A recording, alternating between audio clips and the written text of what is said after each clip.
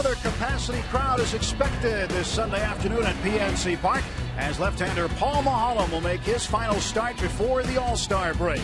It's the rubber game, game 3 of this 3-game series between the Pirates and the Chicago Cubs. Hi again, everyone, and welcome to PNC Park with Bob Walk. I'm Tim Neverett. Pirates dropped game 2 of the series, 6-3 last night. Just didn't get the hits when they needed them. It was a tough one last night. We really didn't do a good job hitting with runners in scoring position. And, you know, we've never been a big offensive club this year, and that's the time we have to hit the ball. When we got guys out there at second and third, hopefully this afternoon we'll get after them a little bit better. In spite of not being a big offensive club, look at the numbers, Bob, in comparison. This Pirates team this year to the Pirates team a year ago and years past. Yeah, this has been a great season. We've been talking about this for a long time. The starting pitching has been so good this year. They've meant so much to us, and we're having our best first half in a long time. I mean, if you look at the graphic, you can see for the last 3 years, we've been at 50 losses or more at the All-Star break. So huge difference this year, obviously. Looking for some more good pitching today as Paul Mulholland takes on right-hander Ramon Ortiz. It's the final look before they don the All-Star uniforms. Joel Hanrahan, the Hammer, and Andrew McCutcheon heading to Phoenix, Arizona. But first, it's game 3, the Pirates and the Cubs. Your turn to root coming up next.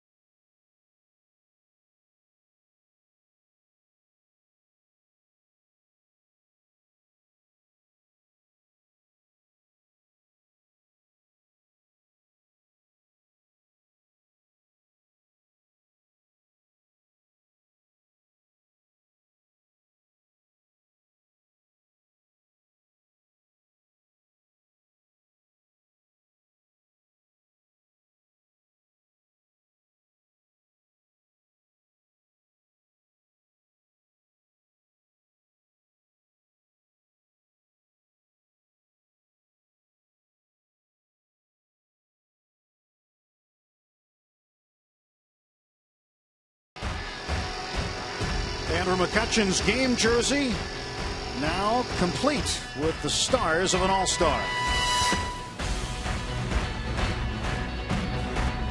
That's how you make an All-Star jersey.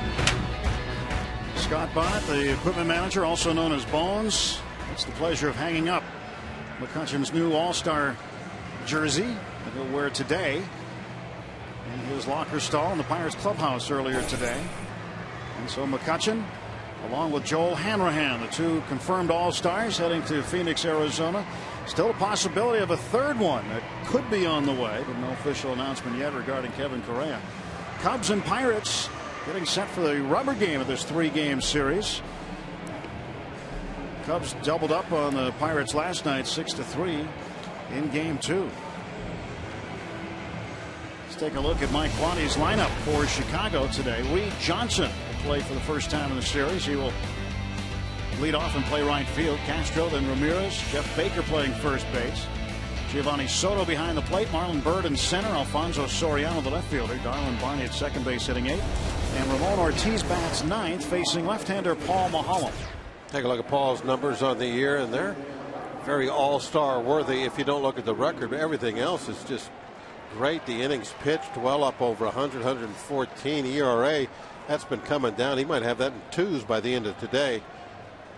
And the opposition batting average is .231. Just having a great season. And Paul has done pretty well against the Chicago Cubs. Go back to the 28th of May, a complete game shutout victory at Wrigley Field against the Cubs. And the first pitch of the ball game to Reed Johnson, outside ball 1. Big game for the Pirates today, I believe. This is I mean, nothing this time of year is a must win, but this would be a great one to put in the bank. Take this 2 out of 3 series from the Cubs. They've been doing that so well of late. Go into the All-Star break with a win and with an opportunity to maybe be in a tie for first place if we get some cooperation with Milwaukee and St. Louis. They'll both have to lose this afternoon. We're a game back, although tied with everybody in the loss column. 1 ball, 1 strike pitch from Maholm. Johnson took it off the jersey. Hit by a pitch. First batter of the ball game takes the free pass down to first. Well, this really is what has made Paul so tough this year, is pitching in to right-handers. That one just in a little bit. Johnson really not moving back out of the way. He just kind of lifted his arms and, as you said, took it off the jersey. Just clipped the front of the blouse. I'm sure he didn't feel it. He looks like us heard it. And Starlin Castro head into the All-Star game. Youngest position player in Cubs history to represent the team at the All-Star game. Just the 2nd shortstop ever. First one was Sean Dunston. And a ground ball to short. Darno flips to Walker for 1. Double play. That's the way to get it done.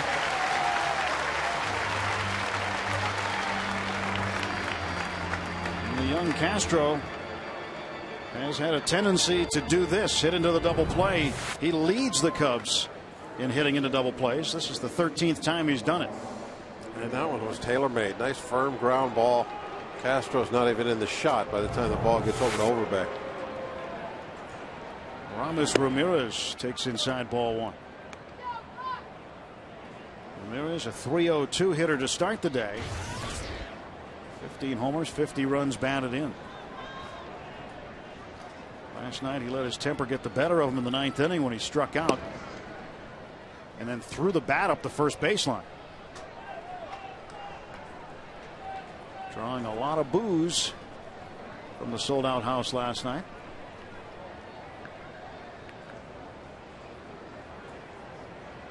.2-0 pitch to Ramirez. Fouled off. Ivan De Jesus, third base coach, had to duck to get out of the way. That was right over his head. You don't want to mess with Ramirez too much, especially with runners in scoring position in this last game. He is about as locked in as he can get at the plate right now. 2 balls and 2 strikes on him. I think most pitchers, they look at a lineup, they'll identify 1, sometimes 2 guys they don't want to beat them in a tough situation, and Ramos has got to be that guy in this lineup. 2-2 fouled off. Well, since June 24th, over his last 17 games, he's hit .406. 3 doubles, 10 home runs. Yeah, the extra base hits, the home runs, that's what's been just amazing by him. Had only 2 long balls first 2 months of the season, but it still had a decent batting average. But now the batting average and the long balls are going together. He's like he was, say, 4 or 5 years ago. And the future of Aramis Ramirez with the Cubs might be in doubt, whether or not he remains with this ball club or not by the trading deadline. 3-2. Swing and a miss. He struck him out. Mahalam whiffs Ramirez. For a half inning, no score. Pirates coming to bat.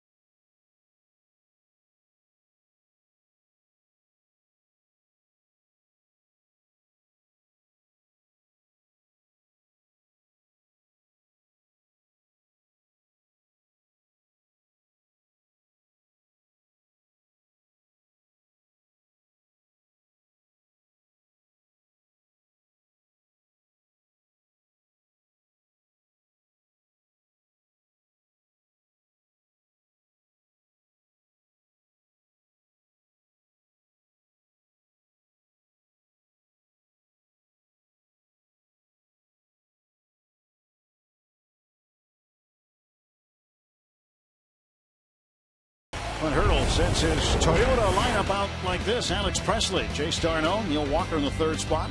McCutchen cleanup. Lyle Overbay hitting 5th. And Matt Diaz, who has been hot lately, playing in right field. Josh Harrison, the 3rd baseman, hits 7th. Michael McHenry, the catcher, batting 8th. Paul Mahalam will hit 9th against the veteran 38-year-old Ramon Ortiz. Yes. Been in the minor leagues until very, very lately. Had a start against Washington. There you see the results on the stat sheet. Take a look at our Barrel Automotive League leader stat over the last 10 days in the National League. Good news for the Pirates, as their team batting average is way up there, leading the National League over the last 10 days. 297. Cubs on the list, but not nearly as high as the Pirates. Barrel Automotive at barrel.com. Definitely worth a click. 1-2 to Alex Presley. 362 the average. With 3 triples to his credit after the one he hit last night in his 2nd at bat. Another multi-hit performance for Presley. A double and a triple in the game last night.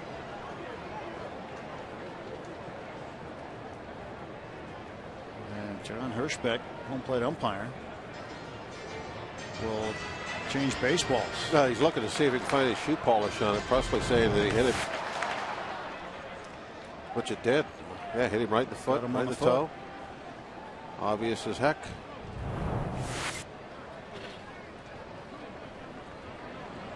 And John Hirschbeck telling Clint Hurdle he didn't know, he didn't see it. We did. Saw this situation last year in a game in St. Louis involving Jeff Clement. And Clement was at the plate, got hit by a pitch just like that. And the home plate umpire, Tim McClellan, wouldn't let him go down to first base. He said, you don't want to go down to first. It was a 6-1 game at that point in favor of St. Louis. 2 pitches later, Clement hit it out. And Presley got himself a base hit. That's why, as a hitter, you want that fresh shoe polish every day on that shoe. Can't miss a day. I think Alex would take first base this way rather than hit by a pitch. Take a look at the strike zone presented by Range Resources. Middle of the plate at the knees. Base hit. He just continues to impress. All he does is hit. Play defense and run the bases, and he's a complete baseball player. Dive back to first base. Get his home whites dirty on this Sunday afternoon. Jeff Baker holding him on. Baker, a right-handed bat in the lineup against the lefty Mahalam today, with the left-hander Carlos Pena sitting this one out. d'Arnaud takes ball one. Chase d'Arnaud with a hit in 4 trips last night. Clint Hurdle saying today that Ronnie Cedeno, who's eligible to come off the 7-day disabled list, will stay in Pittsburgh during the break. And d'Arnaud lifts this one to the gap. Soriano, a leaping catch. Actually might have had to jump for that one, maybe. He usually jumps for all of them, but that one he went up, hung there.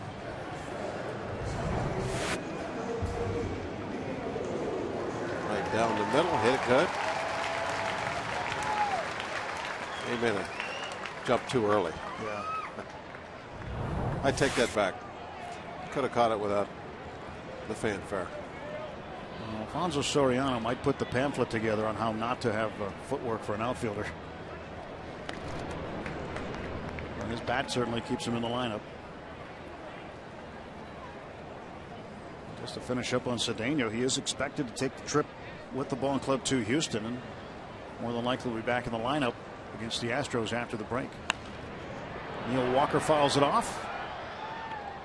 Walker has a 7-game hitting streak going, and he's hit in 17 straight against the Cubs.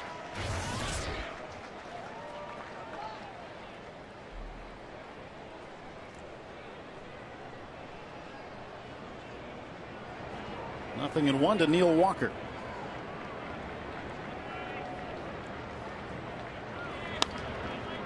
Looks like Neil is just trying to soft serve it the other way. It's a pitch in the outer half like he has the last 2. Now right now he's in a 2-strike mode.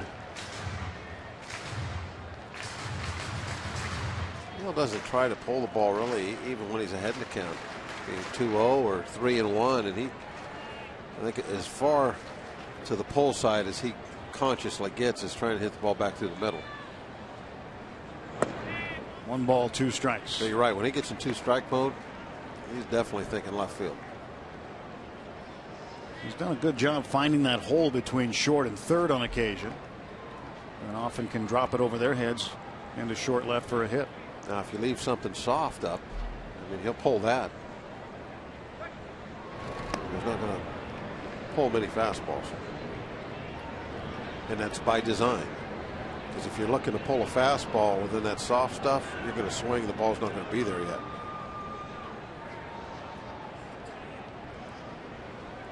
Ramon Ortiz into the stretch, and a pitch to Walker, and he got this one pretty well to dead center field. On the run is Bird. He won't get it. It's off the top of the wall.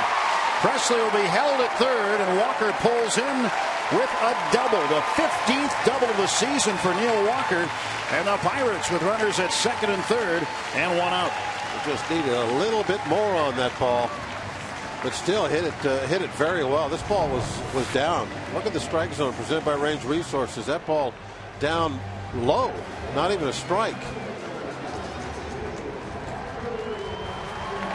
About halfway up the wall. Well, Presley, there's not 2 outs, so he's got to wait. And then as soon as he saw it hit the wall, that was about the time he got to second base. Fine job by Bird getting the ball immediately on the rebound and hitting the cutoff man with it. National League All-Star Andrew McCutchen, swing and a miss. Nothing in 1 for Kutch. Starts today hitting .289. Didn't have a hit in the ball game last night. Went 0 for 3. Reached on an error and walked once.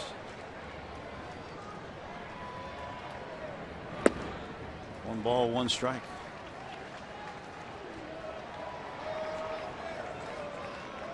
See the stars under the dreadlocks of Andrew McCutchen.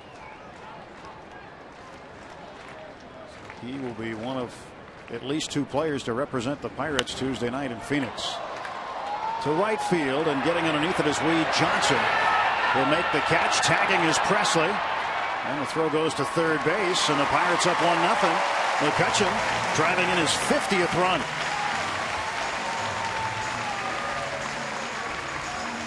Nice job going the other way, lifting that ball in the air.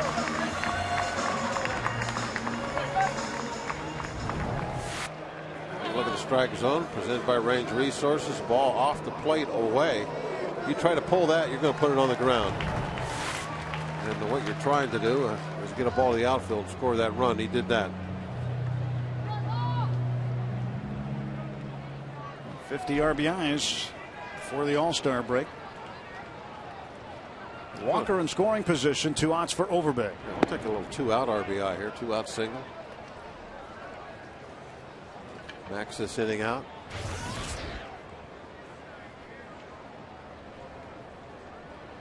.246 homers, 34 runs knocked in.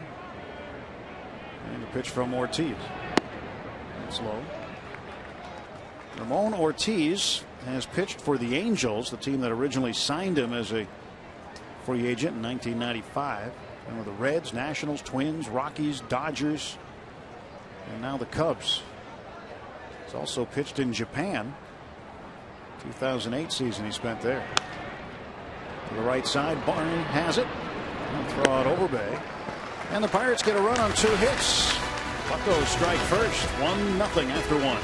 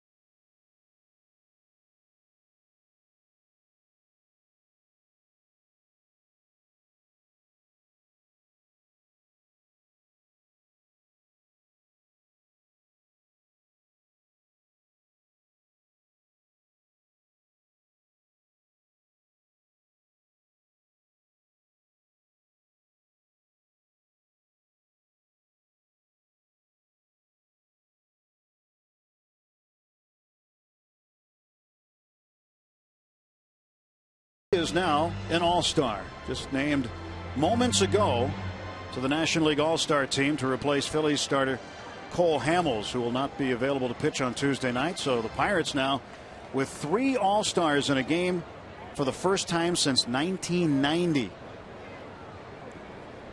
Andrew McCutchen announced last night, and of course Joel Hanrahan going. So 3 All-Stars for the Buccos.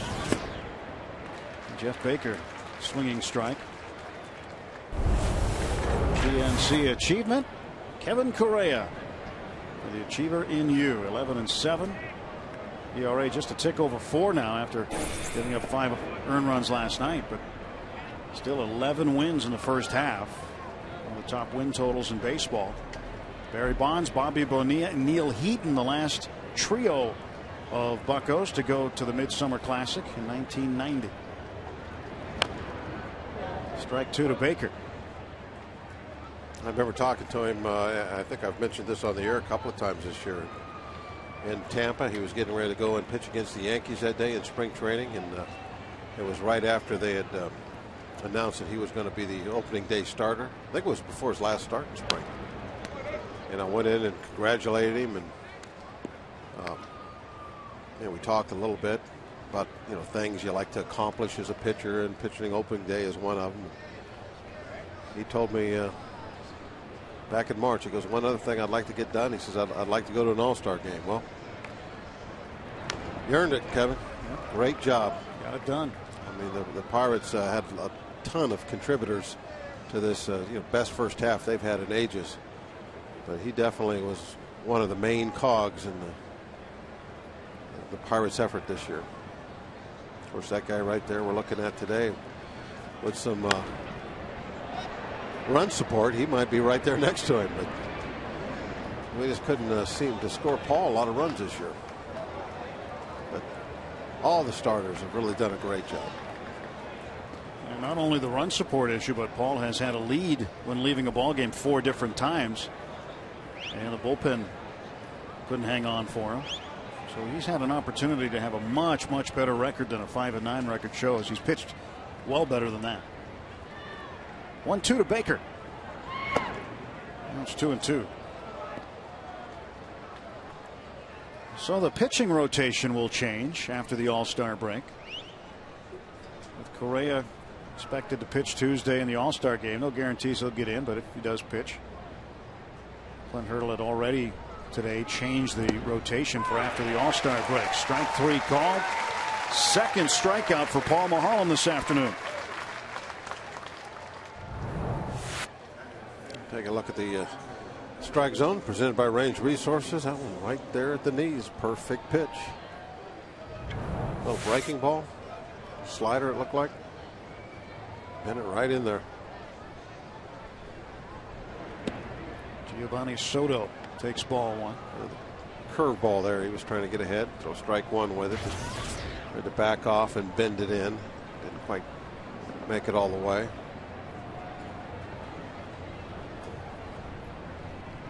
And that one hit him. Second hit batsman today. It's unusual for Paul. He hit Reed Johnson to start the ball game. Now hits Giovanni Soto. Now Marlon Byrd coming up. That's 7 now. He has hit a few guys this year. Maybe he's just setting up the double play again. Could be.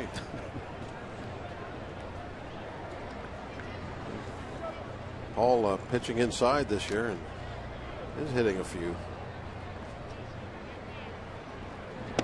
One of the things that Clint Hurdle challenged Paul on in the offseason when Clint got the job and he called Maholm, talked to him on the telephone, was about pitching inside, and he shared with him the scouting report they had on him with the Texas Rangers. Pirates played the Rangers last year in interleague play. Paul wasn't too flattered when he heard the scouting report another team had on him. And as a result, changed part of his approach in terms of pitching inside. I guess when you think you're pitching inside and other teams don't think you are, and the results show that you're probably not pitching inside the way you think you are. The change was in order, and Paul made that change. It's been effective for him.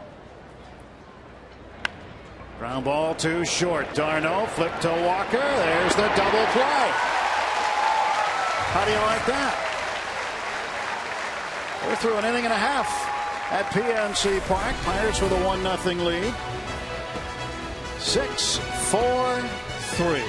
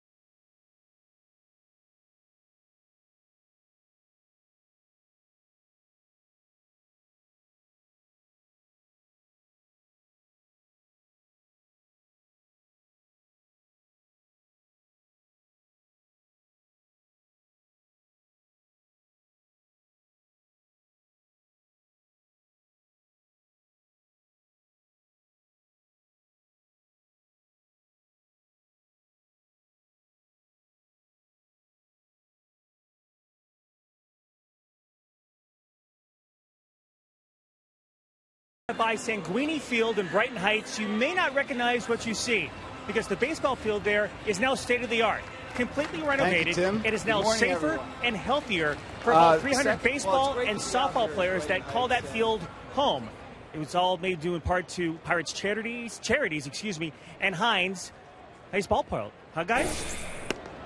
Great park. I was there the other morning, and what a job they've done with that in terms of making it a green field, not just the grass being green, but being green and as far as conserving the atmosphere around there. And folks in Brighton Heights now have a great place for their kids to play ball. Nice turnout too there on Thursday morning. There's Matt Diaz, a couple of doubles last night. A very important one here, wasn't it? Drove in a couple of runs, got us back in the ball game. Yeah. Came in late on a double switch when Daniel McCutcheon came in the ball game out of the bullpen. 0-2 from Ortiz. Poke to the right side for Darwin Barney. 1 out. Follow the Pirates with the MLB.com at Bat 11 app for your iPhone, iPad, Android, or BlackBerry. Get live audio, pitch-by-pitch tracking, video highlights, and more. Text at BAT to 31826 or visit Pirates.com for details. Josh Harrison will come up right now with 1 out.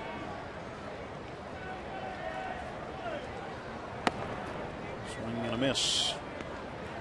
Harrison 0 for 4 in last night's game after going 3 for 4 in game 1 Friday night. And he had a huge hit in that ball game. They ended up being kind of overshadowed. Got the tying run in the bottom of the 8th. Yeah, off Momon, but just before the big blast by the man on deck, Michael McHenry. 0-1 pitch. Ortiz deals low. There is the Fort.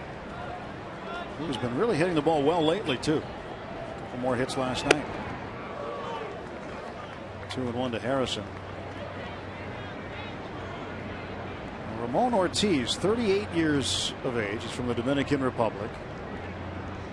And originally picked up by the Angels in '95. And in 2002 it was discovered that he was actually 3 years older than he said he was when he signed. Shocking. Isn't that amazing? So the Angels at the time just said, oh, well, what are you going to do? You know, he's been performing. And the next spring, his teammate Wally Joyner presented him with 3 birthday cakes. Strike 3 and Harrison down on strikes.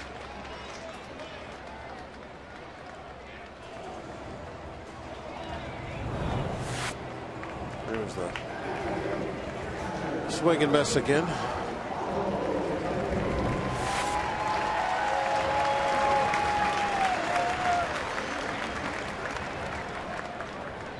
Season number 11. He's put up a lot of numbers. One of the things that he's done is done a great job financially for himself over time. He grew up very, very poor in the Dominican Republic. Couldn't even afford the right amount of birthdays. Nope, couldn't do it. Looper on the infield. That's cut off by Ramirez. Spins and makes a nice play to retire McHenry. 3 up and 3 down for the Bucs in the second.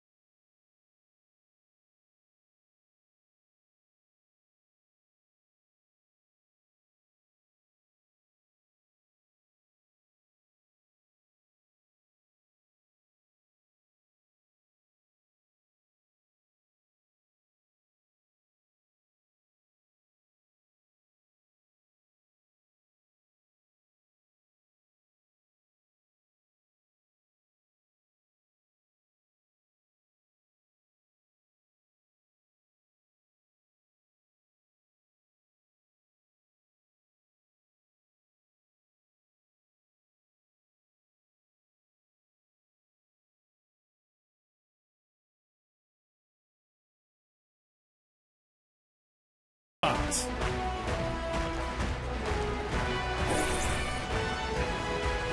How old are you today? 11.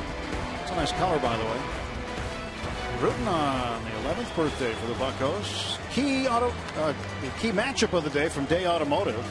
We're going to make your day. Alfonso Soriano, 4 out of 8 during the series. Of course, Maholm against the Cubs has had success at 8-2.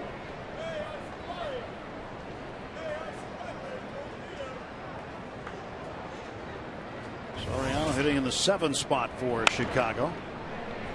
d'Arnaud. And Overbet can't hang on.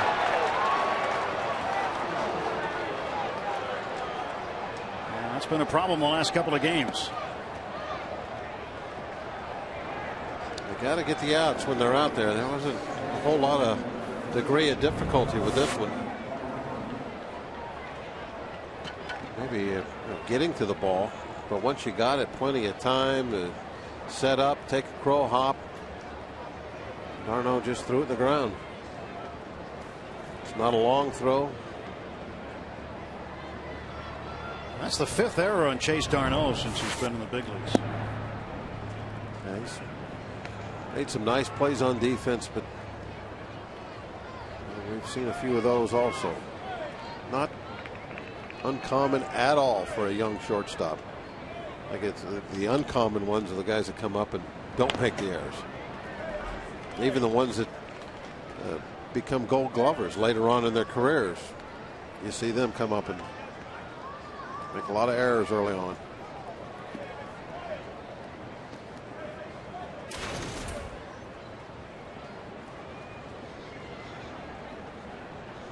One ball and 1 strike on Darwin Barney. Henry got hit with the backswing of Barney, knocked his mask off. He is back and ready to go. And a ground ball to d'Arnaud. Redeemer Flips to Walker for 1. There's a 3rd double play in as many innings.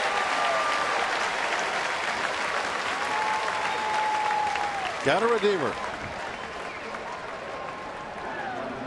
And this ball took him away from second base, took d'Arnaud away from second base. He's going to have to go to his right a little bit. Beautiful feed, chest high, right over the bag. And maybe chin high. And Ramon Ortiz, the pitcher, fouls this one off.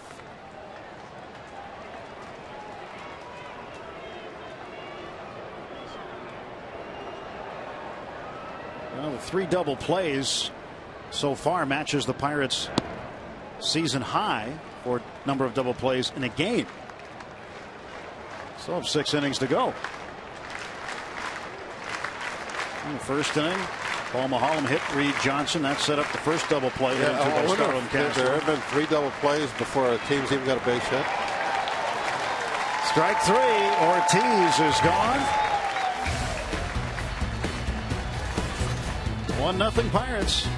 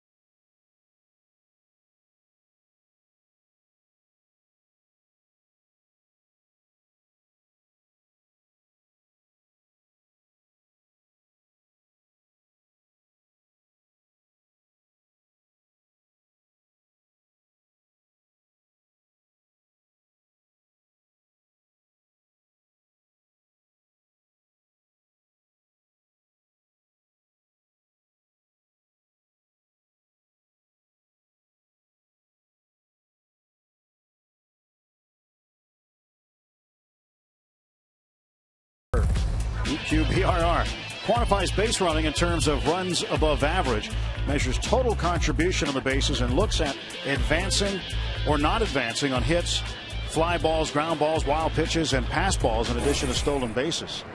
And this metric was developed by the Pirates' Dan Fox for Baseball Prospectus, and Dan is the Director of Baseball Systems Development for the Pirates, and looks at a lot of these interesting sabermetrics. 2-0 to Paul Maholm. The best base runners, like a Michael Bourne, for instance, of Houston, contribute 10 to 15 runs per season in this metric. The worst around -5 to -10 runs, and the best teams are around +25 during a given season based on that metric. So Lee and Bourne probably cancel each other out in Houston. In that outfield, yeah. Carlos Lee. 3-1 the countdown of Paul Maholm. Get something going here, Paul. I mean, that pitcher gets on the leadoff inning with the top of the order coming up. Sometimes create a little offense for their team.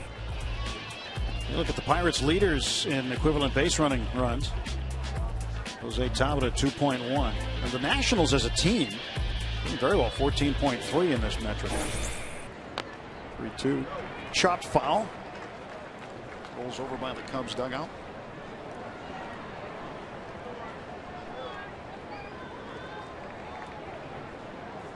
And Maholm ready to face the 3-2. Paul will pitch the second game on Saturday against Houston, which he was expected to pitch anyway. But Clint Hurdle has flip-flopped the rotation around. Correa will not start in front of him. He will start behind him instead, and then Karstens will get the start to begin the second half of the season on Friday night in Houston. And a ball. That was a walk. Let's see what this might lead to now.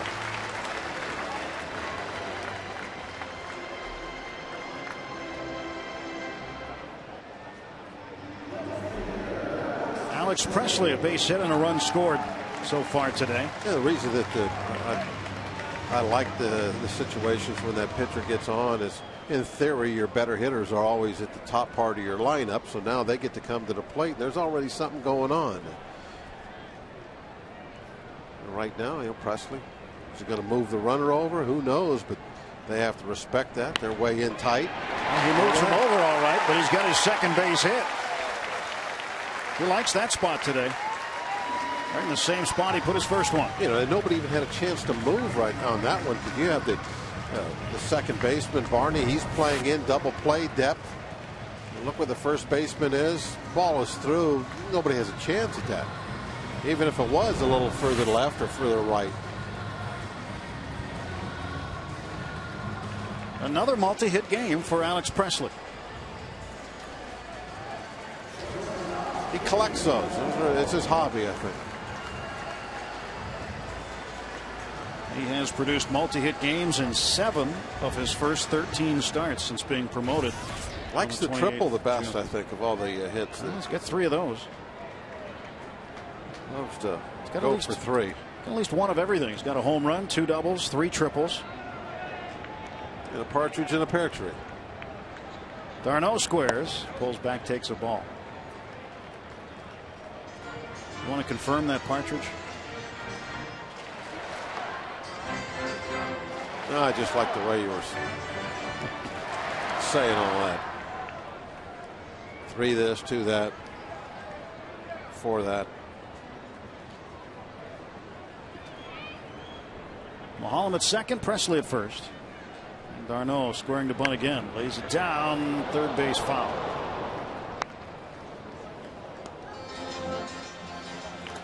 Well, 1-1. We'll have another chance to move him over. And the challenge Aramis Ramirez, who's playing into the grass anyway, but with a runner at second base, becomes a little more challenging at times for a third baseman.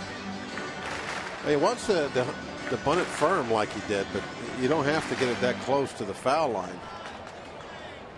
If you bunt it the ball firm, then you can take a bigger chunk of the grass.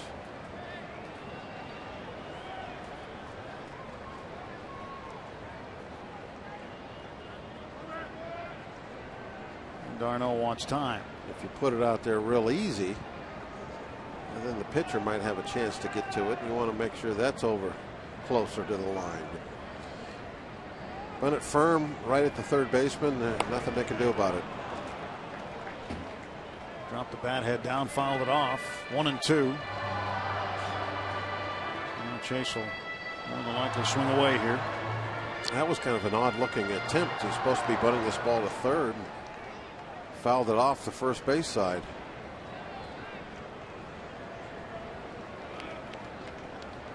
Ball and 2 strikes to d'Arnaud. Runners at first and second. Nobody out.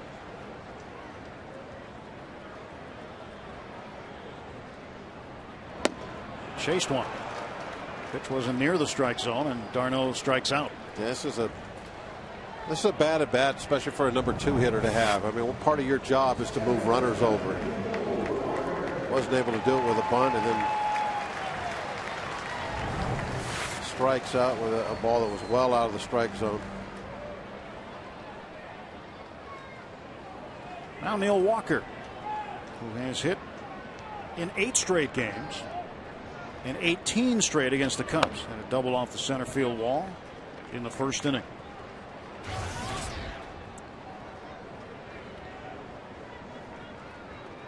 Walker has done very, very well against the Chicago team since coming up last year. He's got a good RBI opportunity here with 1 out, 2 on. Club leader in runs batted in with 58. I would have had a better RBI opportunity if we could have accomplished the bunt and moved the runners over 90 feet.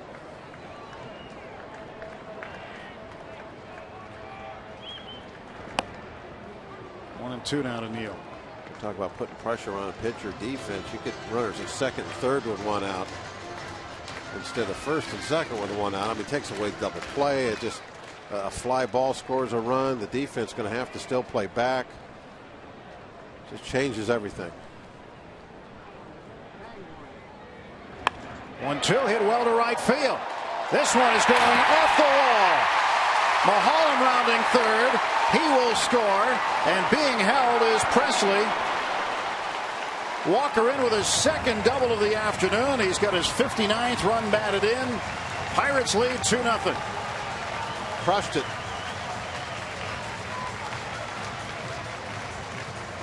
Yeah, that would have been 60 RBIs. Remember we were talking about that? But just gets number 59. He hit the Cincinnati-Milwaukee score. And Paul Mulholland off for a jog in the park, coming across to score the second Pirate run. That'll bring up McCutchen with 1 down and runners at second and third. Yeah, see, now this is the scenario I'm talking about. This is what you like to have. That's why it was important to get that bunt down. Second and third, 1 out. They got the infield playing back. Even a ground ball to the middle infield gets you a run in. Or the other way, ground ball to the middle infield gets 2 outs. It's double play. This one's deep to center field. Way back it goes. It is gone. A 3-run home run. Andrew McCutchen.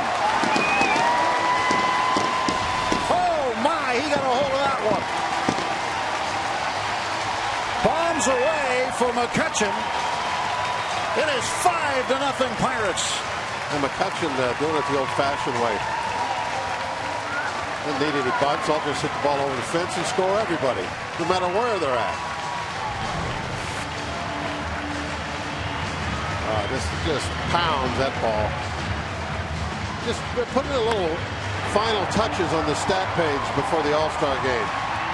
Adding another home run and 3 more RBIs. McCutchen with 4 RBIs through his first 2 at-bats today. He now has 53. Kind of like topping off the tank. Home run number 14. Big smiles for the All-Star. Second home run this series.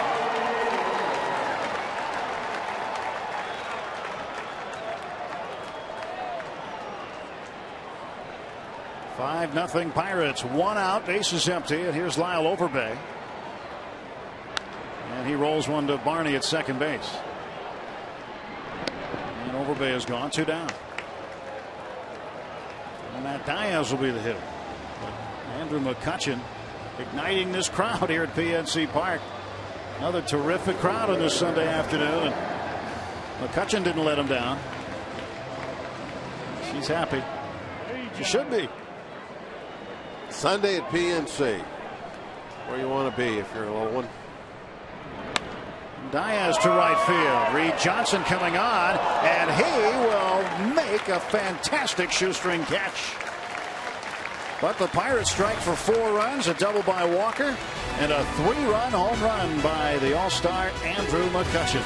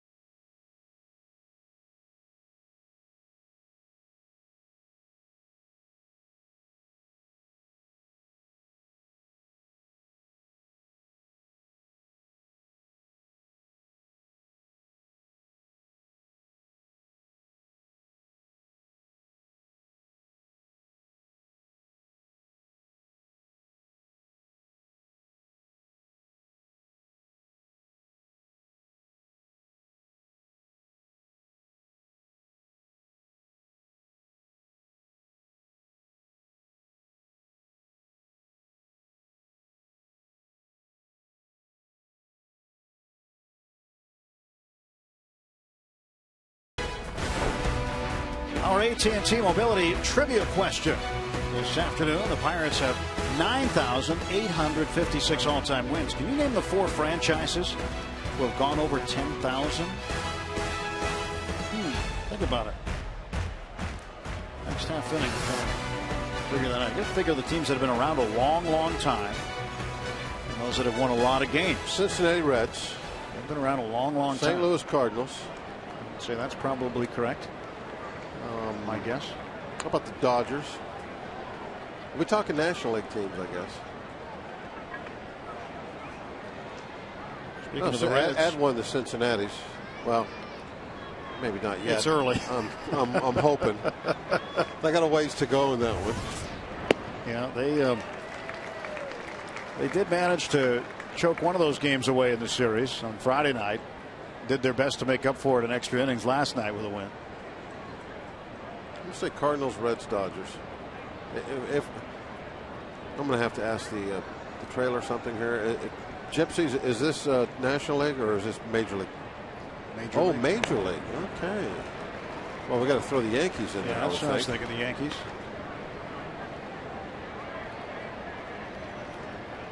And, well, I'm going to go Cardinals. And I'm going to stay with the Reds. I mean, the Reds were one of the original teams way back when. And I like the Yankees just because I know they haven't been around as long as some other people, but. Reed Johnson lines this one to left field. Go around first, head for second base. And the Cub right fielder is in for a leadoff double. That's the first hit off Paul Mulholland today. That'd be silly the way the Yankees have won over the years to not pick them. So I'm going to have to go Yankees. Oh, Yankees, Reds. Yankees, Reds, Cardinals. That's my guess.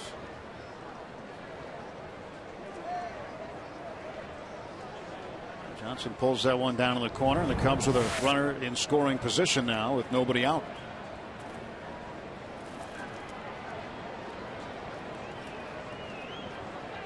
Starlin Castro, the batter. 1-0 to him. I was just glad you didn't say the Tampa Bay Rays or something. Why would I say that? You wouldn't. You got to figure the teams that have been around a long time. Teams like the Cubs, for instance. No way. Strike called 1-1.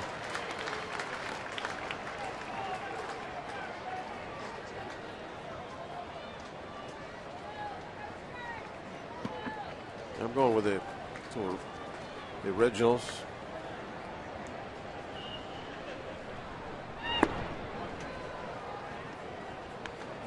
And the Yankees. They haven't been around as long, but with their tradition of winning forever and ever. I mean, how many world championships have they won? 20 something, right? 28 now. So it's a lot of wins. 1-2. Ground ball that is past the shortstop d'Arnaud into left field. And Castro's got a single. Cubs with runners on the corners. You got a question for us? Now's the time to ask. Grab your cell phone, text the keyword booth, followed by your question and name to 412-412. Message and data rates may apply, so if you have a question on today's game, by all means, send it this way, 412-412. Need your name.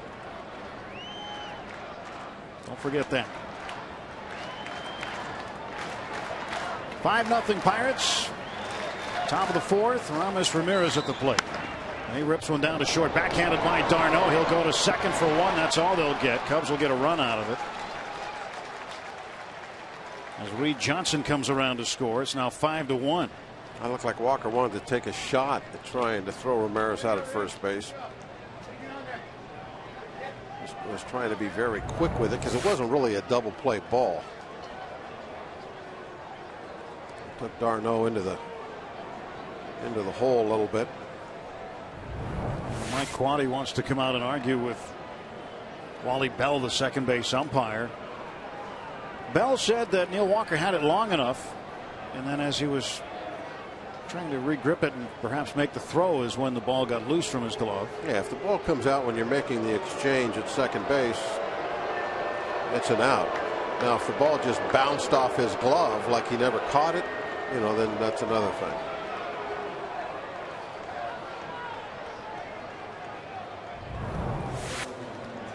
Now does the ball bounce out? Oh yeah, he caught it, and then as he's pulling it out of the glove, ball came out. Definitely. And what Castro saw was a ball on the ground, so he pointed to it. But he didn't see the exchange. Mike Quade not happy. I think he's a little frustrated more about what their record is maybe overall than that play. There's a lot of things I'm having to deal with on the Cubs nowadays.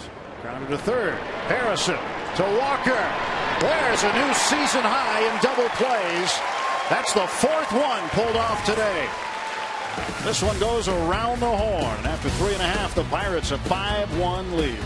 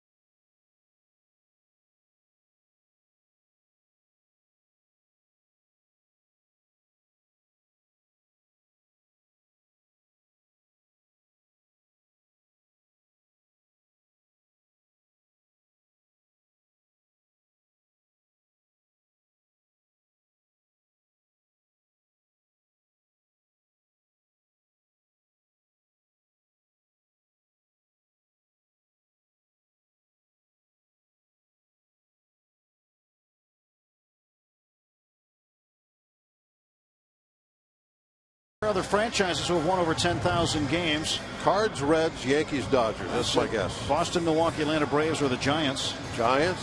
You get the Giants, yep. Giants are there. Braves are not there. And the Cubs are there. That's really surprised me. I would have thought no.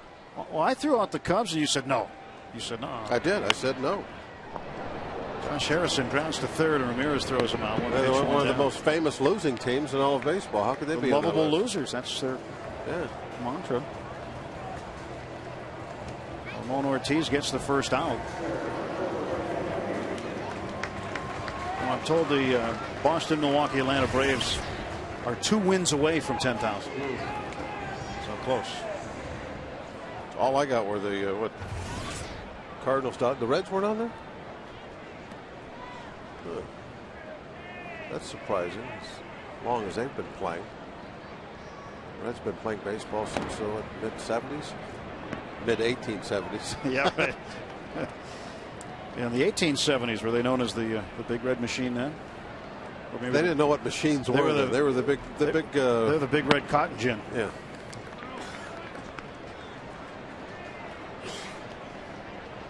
$9,960 wins for the Reds franchise history. Milwaukee's tied it up. St. Louis on top of Arizona. No American League teams. So that the Major League adjustment there in the was just a red herring, trying to throw us off the scent. Yep. And they did. They got me on the Yankees. When they said that, I thought, oh, that's because the Yankees have snuck in there. Those sneaky gypsies in the trailer did it again. The Highlanders. Isn't that what the Yankees originally were? The Highlanders? Yeah, the New York Highlanders. Yeah. They used to play the Boston Pilgrims. Kind of like the Pirates used to be the Alleghenies. Got their nickname the Pirates, not because there was such an influx of pirates on the Three Rivers, but because they would pirate players from the other good teams. So their nickname could have called us the Thieves. Yeah. Could have called us a lot of things. Yeah. So the nickname derived that way by other people disparaging this club for taking good players away. Michael McHenry drives one deep to left center field, and in the notch, Marlon Byrd tracks it down. Thinks he's a home run hitter now. That would have been a home run at most ballparks. Yeah, too many places that one's not going to get out of. He hit it about 400 feet to deep left center. But out here as a center fielder or a left fielder running in that direction, you can run free and easy and not really worry about the wall for a while. Paul Mulholland fouls the first pitch off. He's behind 0-1. Field looks absolutely beautiful today. Picture perfect day. 87 degrees at game time. Mulholland a base hit, his 4th of the year. 2-out single for Paul. He's reached base safely twice.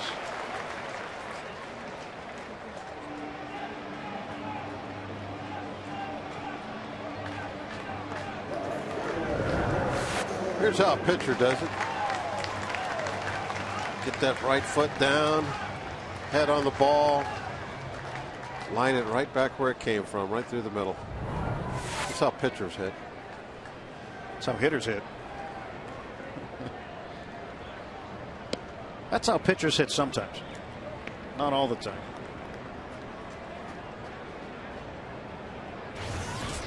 Yeah, usually we're bailing out, swinging from our heels. Alex Presley 2 for 2, 2 singles, 2 runs scored. Yeah, but when you got a hit like that, I mean, your first expression was probably relief. Yes, I felt good off the bat, saw where it went. Shock. Amazement. Fooled him again, huh? Which way do I run? 3-0 to Presley. Let's go down to that white square and stop.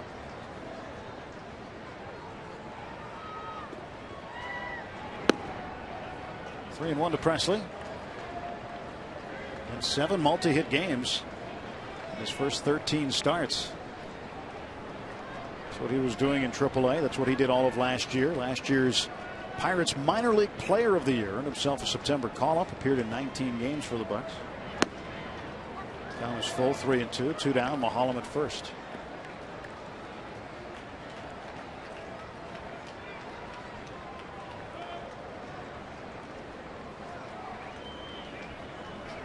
Paul, a short lead. And this one is a funny hop off of Castro, and Mahalam will take third. It looked like one of those cue shots, maybe off the end of the bat. That would it look like? Yeah. Had a lot of weird spin, that's for sure. And once Castro decided to take a step backwards, I knew he was in trouble. There it is, just spinning now, sideways. There he stops, backs up, and the way that ball was spinning, there it's, he just kicked a little bit to the right on him and up higher than he expected. Played it right off the top of the A in Chicago. This is his 18th error this season. And he'll get to a point where he won't make 18 in a full year. Pitching coach Mark Riggins patting Ramon Ortiz on the shoulder. Young shortstops, it takes them a while to get everything figured out. The throws, little plays like that, coming in, going back. Well, Chase Darno last time struck out one of Ortiz's sliders. We'll see if Ortiz starts him out with one of those. He's lined to left and struck out swinging, 0 for 2. 2 on, 2 on. And the boys hitting in the lineup behind him really picked him up for not being able to get that bunt down. Walker and McCutcheon ripped the ball off the wall and then ripped the ball into the bullpen. And the bunt turned out, or the no bunt turned out to be meaningless.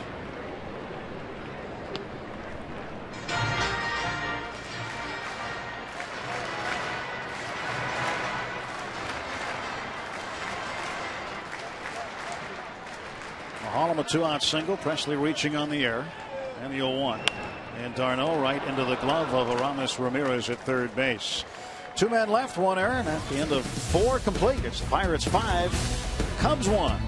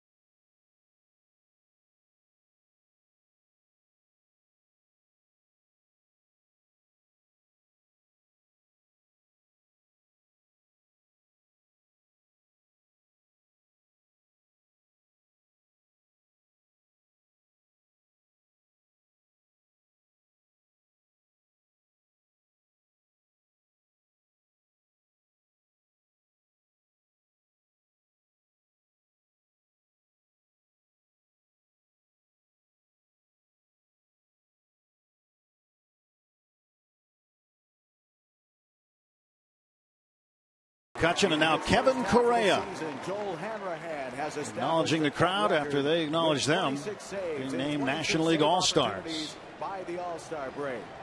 This will be Joel's first All-Star appearance. First time since 1990 the Pirates have had 3 All-Stars. And for Kevin Correa, he becomes the first right-handed starting pitcher since, guess who, in 1988. That's you, Bob. Wow. Didn't know that. I know who the lefties are.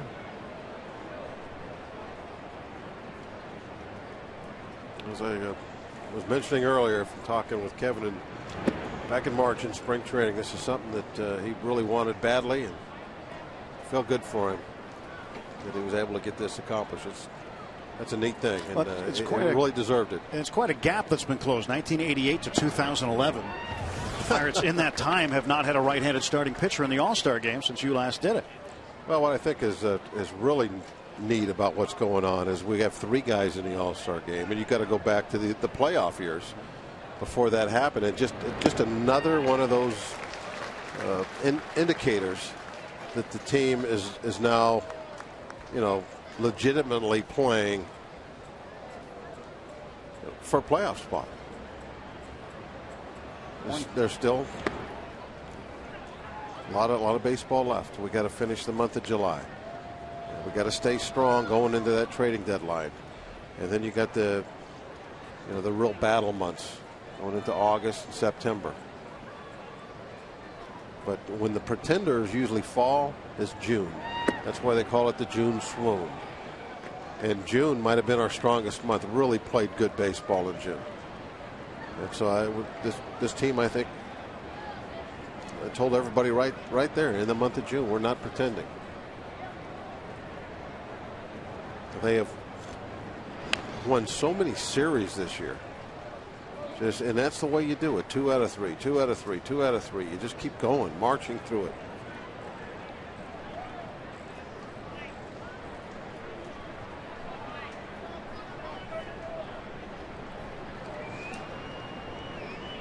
You sit up here, and I don't think minimum. Nice pitch inside. Another example, pitching inside. The right-hand hitters stood him up with a fastball.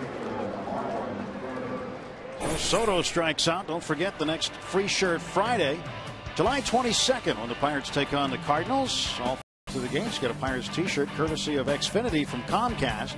Come to Federal Street pregame and enjoy live music and festivities during the Barrel Kia Block Party. For tickets, visit pirates.com/Free Shirt Friday. Let me ask you this, Tim. How many times in a game do you look at the out-of-town scoreboard now as opposed to, say, the last couple of years? Like 0 and probably and a dozen? 99% more. Well, yeah. Times. Yeah. I mean, it's interesting. Yeah, I look out there all the time now to see, especially in the last couple of weeks. You look Cincinnati, there, Milwaukee, St. Louis. What are they doing? You look out there now, you see the Diamondbacks have tied up the Cardinals 2-2. For a long time, I didn't know that scoreboard was out there. Clint Hurdle said that about the players the other day. He was asked if the guys are watching the scoreboard. He said, I'll never tell them what to say, think, or do.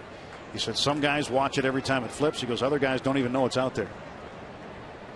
But the way the scenario would work out is if Milwaukee and St. Louis would both lose today and the Pirates would win, there would be a 3-way tie for first place in the Central Division heading into the All-Star break. That would be just outstanding. Can you imagine that? Pirates, all the baseball talk around the All-Star game. And you know what? That All-Star break's going to seem real long without baseball, because you want to see more Pirate baseball right now, the way things have been going. You know what I'm looking forward to? I'm looking forward to playing the Brewers. We haven't played them very well last few years. And now it's more than just pride, obviously. There's something on the line. And I'm looking forward to that.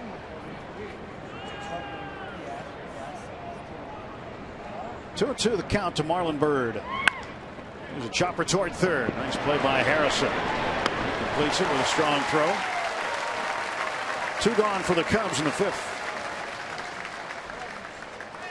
And again, as we move along to the end of July, we talk about free agency coming up, and will the Brewers re-sign Prince Fielder, or will they elect to keep him because they're in a race and let him walk at the end of the year? Oh, they have to. They absolutely have to. They can't. I mean, unless there's just some total collapse on their part. You don't see that happening in the next few weeks. No, you can't. You can't give up one of the biggest offensive weapons in the league. Will be the captain of the National League Home Run Derby team, by the way. And the Brewers, their recent history is not to let guys go when they're in a race, but to actually add to it. Just a couple years ago, they went out and grabbed CC Sabathia for the stretch drive. Made a big statement. He actually paid off for him. Got him in the playoffs.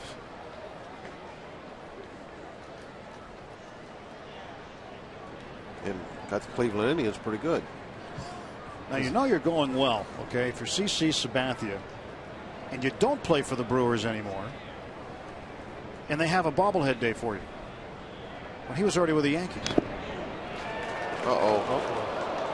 John Hirschbeck is down as he got hit in a very bad spot. Pirates trainer Brad Henderson right on the scene.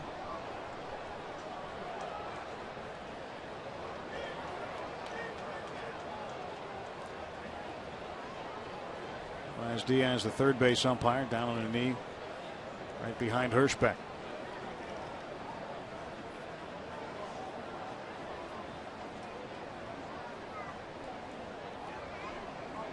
The umpires are very, very susceptible to injury back there. We saw Wally Bell take one off an unprotected part of his left arm on Friday night when he was umpiring behind the plate. Giving him some smelling salts.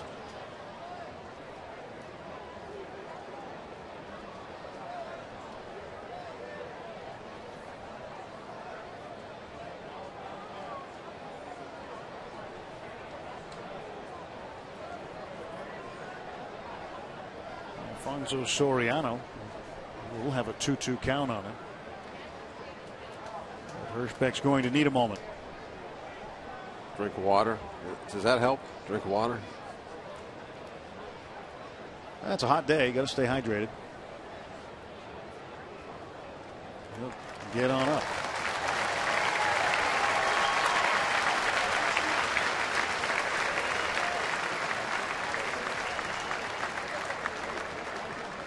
Appears to be okay and ready to return to duty. Except his hat didn't fit right because his glasses were under there.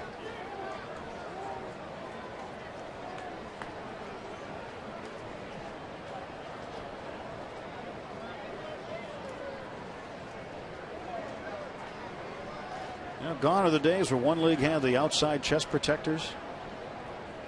One league had the inside. Now everybody's the same way. They used to have the American League umpires and the National League umpires. I know you liked it that way because of the way they call the strike zone. Well, I like it that way because you get to know the umpires much better. You didn't have all the different guys coming in. I mean, now we might rotate through one certain crew once all year. Yeah, there are some guys already we have not seen yet this season. Well, it's just the same umpires doing the same league. You really got to know them. You got to know, their tendencies behind the plate, just like hitters have tendencies and pitchers have tendencies. 2 outs, nobody on. 2-2 pitch from Mulholland. Got him. Strike 3 call. 2 punch outs in the inning for Mulholland, and the Cubs gone in order.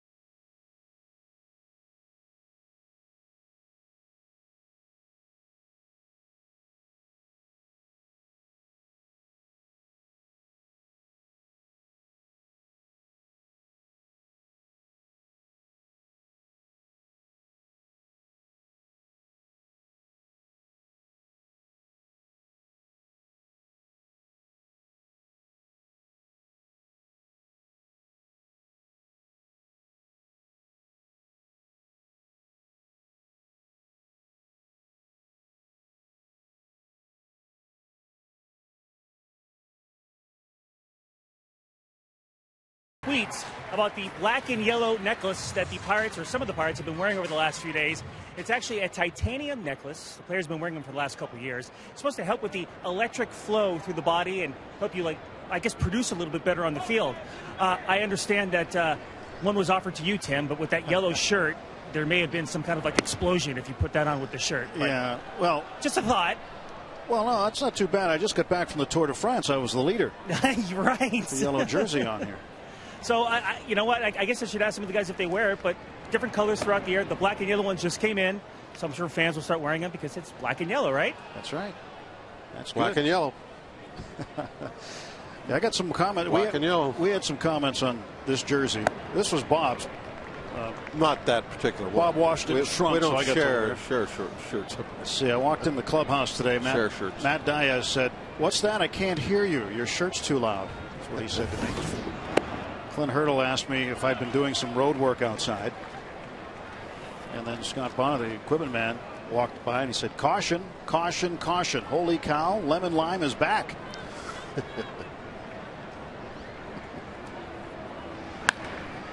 Neil Walker tailing away from Bird. It's past him. Walker will run. Come on, Neil, go. And he will hold at third base.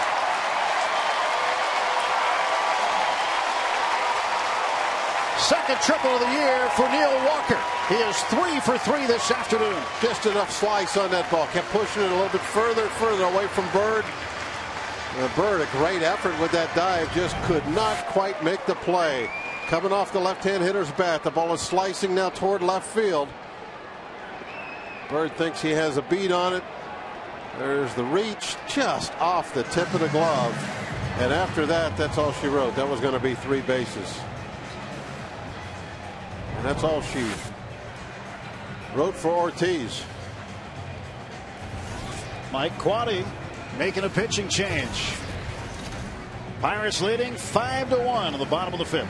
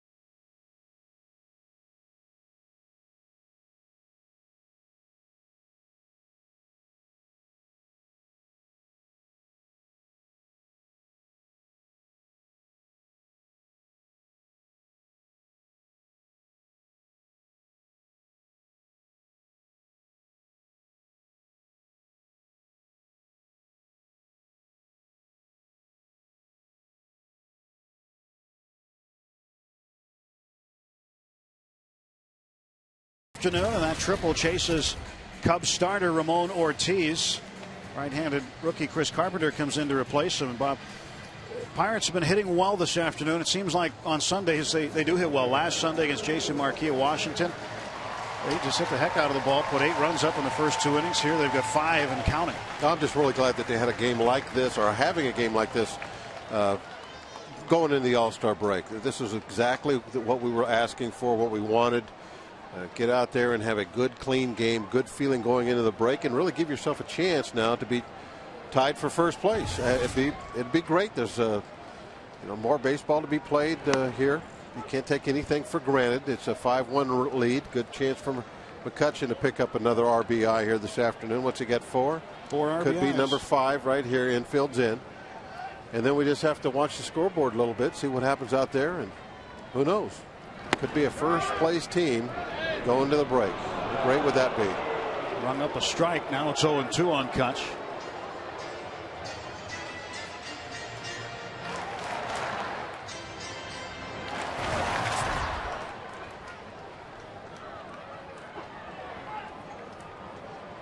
Same name as the Cardinals starter. Chris Carpenter, different guy. Up in the air to center field. Walker is going to tag. Bird behind it, running into the ball. Makes the catch. Here's the throw. It is not in time. Walker scores. It is 6-1. And Andrew McCutchen has driven in his 5th run this afternoon.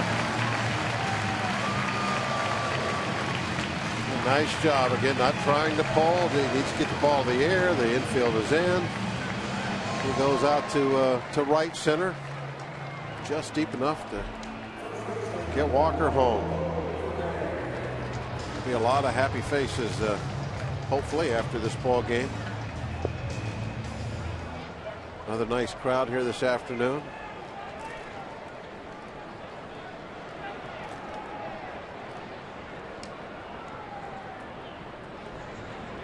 Overbay takes outside. So for Andrew McCutchen, that's the 2nd most RBIs he's driven in a game in his career. He drove in 6 on the 1st of August in 2009 against the Nationals. Chopper to the left side. Ramirez throws out Overbay, and Overbay has grounded out 3 times. That game on the 1st of August in 2009, when Kutch had 6 RBIs, he had 3 home runs in that game. So he is teetering on equaling that as far as RBIs are concerned, or maybe even surpassing it. He'll have at least 1, possibly 2 more at bats left in this game.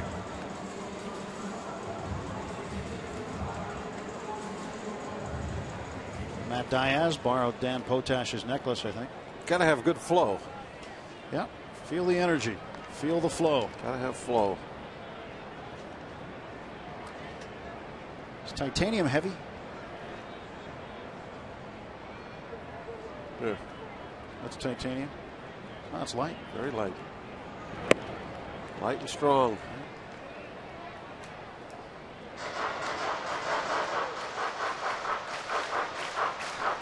Awesome. Luch Sports.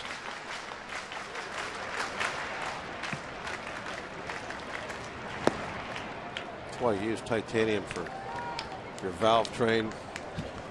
Here we go. Connecting rods. Light and strong. Gives that engine good flow. Yeah. You know what Bob does when he's away from the ballpark? In the garage. To Castro. Diaz is out. And that does it. But another run comes in. Walker a triple. Another RBI for McCutchen. 6-1 Buccos going to the 6th.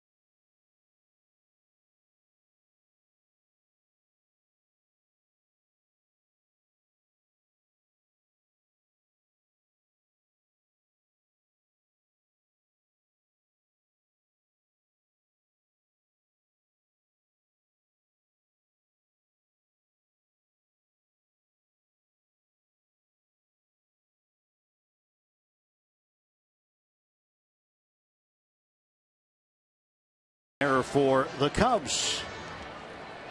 Allegheny General Hospital Sports Medicine injury update. Jose Tabata has been on the DL since the 28th of June. Strained left quad. He's been running. He left for Bradenton yesterday for continued rehab. He said, quote, "I feel about 85%. And he's got some workouts to do in Bradenton, Florida. And then trying to work his way back to the big leagues through a rehab stint. Steve Pearce, incidentally, today beginning action in gameplay in Gulf Coast League action with the Pirates, and then is expected in a day or so to start playing in High A with Bradenton. Darwin Barney lifts one over the head of Walker for a hit.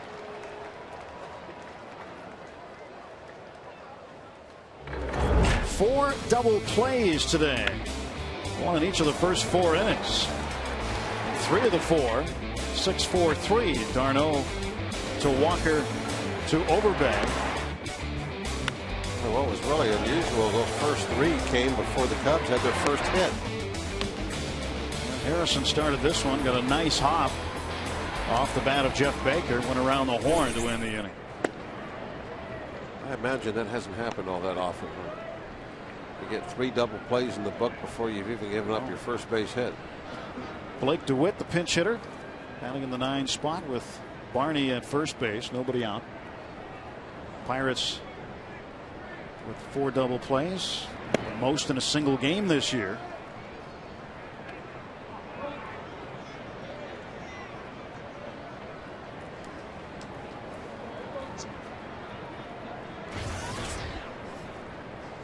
Two balls and no strikes to DeWitt.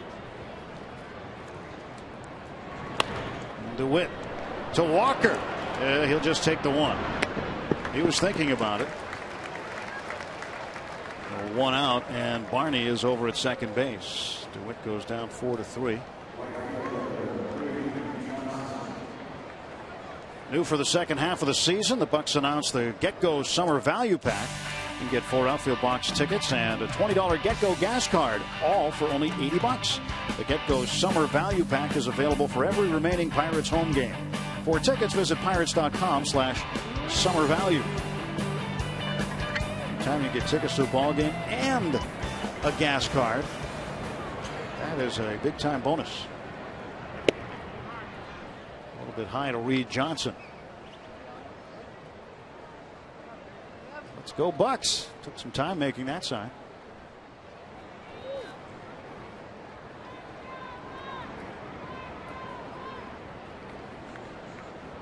Just awesome the way the Pirate fans have reacted to this really great first half. Harrison, a diving stop. Oh, what a play by Josh Harrison to rob Reed Johnson. Yeah, Reed came down there last time. Got one down in the corner for extra bases. This time Harrison says, nope, not going to happen.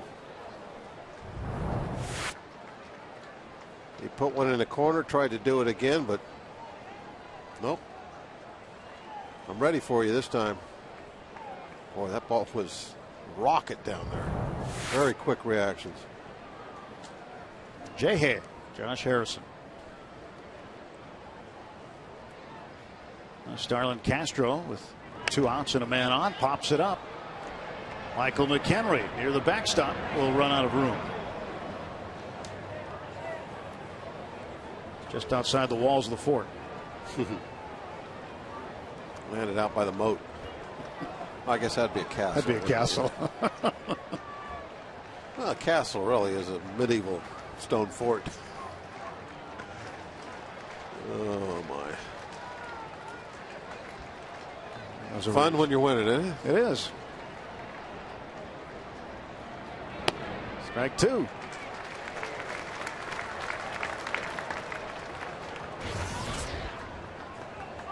That's the question people ask a lot. Isn't it a lot more fun? Oh, heck yeah. I mean, it's always fun to go to the ballpark. Don't kid yourself on that. But when you're winning, it makes it that much better. You get to enjoy the silly things a little bit more. Right. Like the color of people's shirts, things like that. Things like that. Yeah. I think I saw a Hanrahan All-Star jersey already in the crowd. You know what I saw that? I've already seen a McCutchen All-Star jersey. And I'm sure we'll see a Correa jersey by the end of the game somewhere. Strike 3. Castro down on strikes. And we'll go to the bottom of the 6th. Pirates with a 6-1 lead. Paul Maholm racking up some Ks.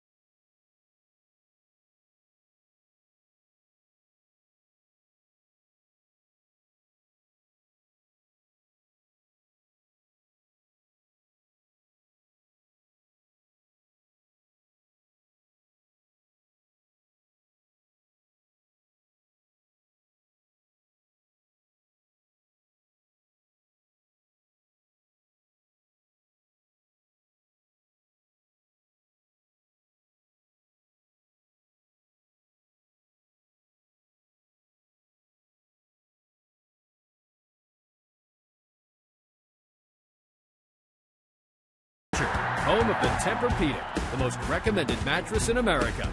Let's go Bucks! Great day to be out on the Allegheny River. Just outside PNC Park. Boy, what a Sunday afternoon. What a sight, isn't it? One of the beautiful things of being here in Pittsburgh in the summertime is enjoying these rivers. 6-7-1 the line for the Pirates. 1-3-1 for the Cubs. McCutchen has 5 runs batted in. Pirates a season high 4 double plays.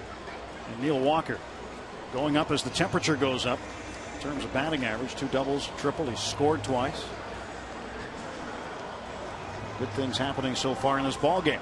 Looking at the out of town scoreboard, Cincinnati Milwaukee 2-2, Arizona St. Louis 2-2, both games in the 3rd.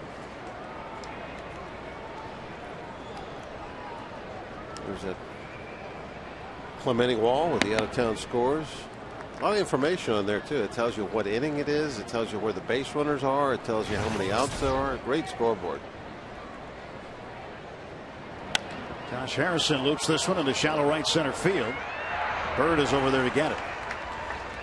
And they've designed it too to have the old time feel to it, but giving you the modern information. Another great thing of this ballpark.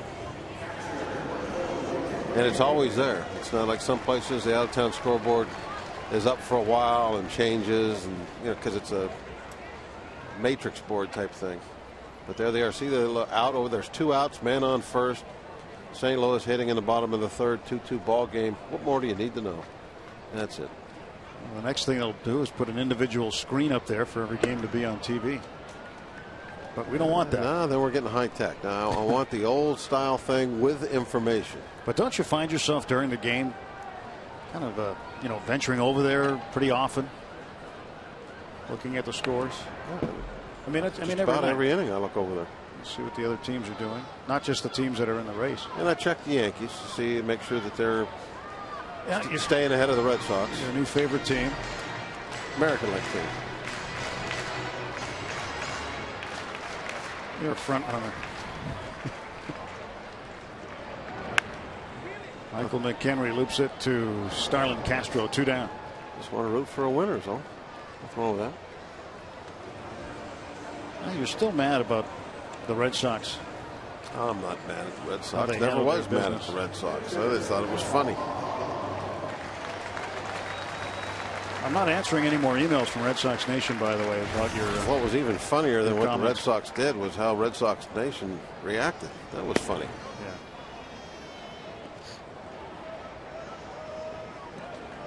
Well, there's a whole generation of people that grew up there didn't know what a pitcher hitting was. All they saw was the designated hitter. They don't know the other way to do it. You see where they got in a big old brouhaha with the Baltimore Orioles a couple days ago.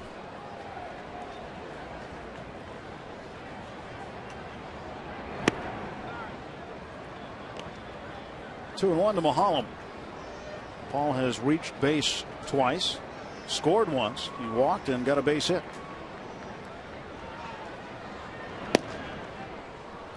Pretty good cut for strike two.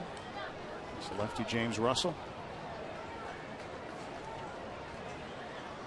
Carpenter pitched an inning of hitless and scoreless relief. And Mahalam will take his third strike. Pirates done in order in the sixth. On to the seventh inning at PNC Park. Pirates 6, Cubs 1.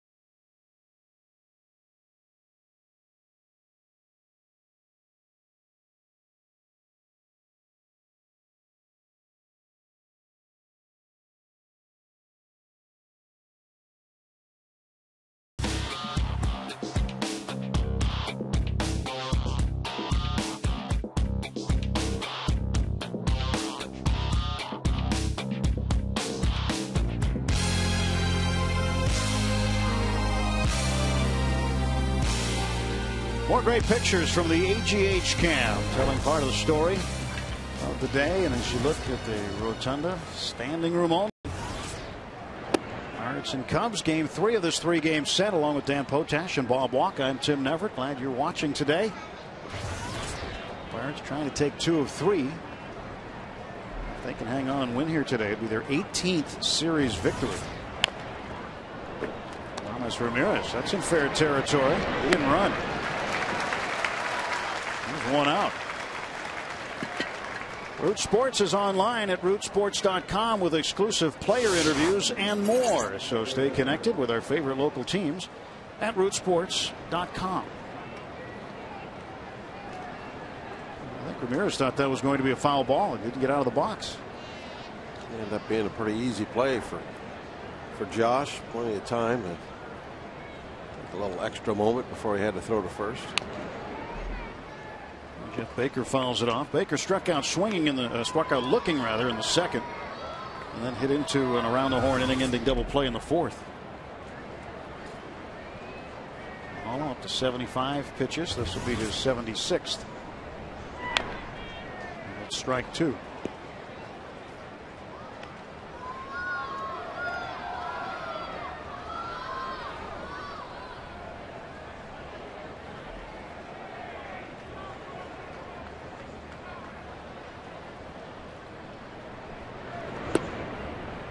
ball and 2 strikes to Baker. Cardinals have taken a 2-run lead over the Diamondbacks in the top of the 4th, 4-2.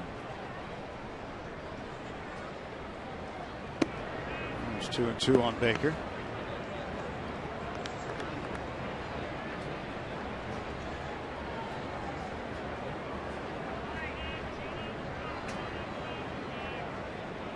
Two balls and 2 strikes, and Paul Maholm into the wind and the pitch.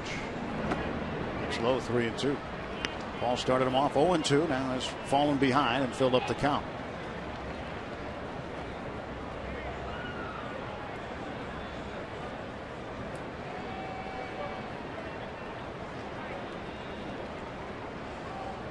Paul ready to go, and the payoff pitch. Down to third. Backhand play by Harrison. Throw is high. And McHenry down there to back up. And he is up by second base getting the ball. But made a good play to get to it. And in his haste overthrew the ball. Overthrew the base rather. Yeah, he airmailed this one.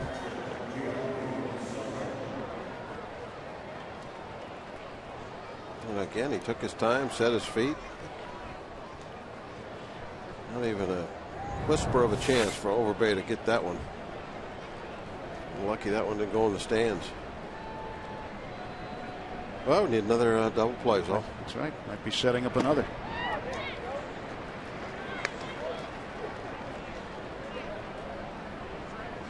Couple of errors now on the Pirates' left side. Darno with an error earlier.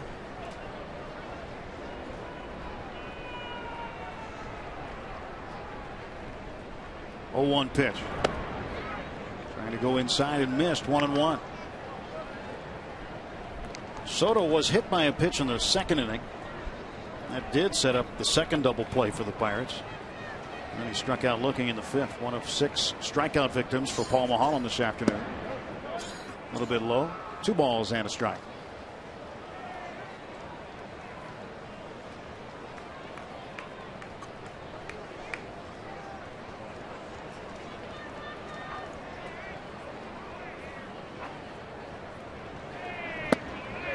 Fooled him with that one. 2-2. See where the Cardinals have scored a couple runs. They're up on Arizona 4-2 now.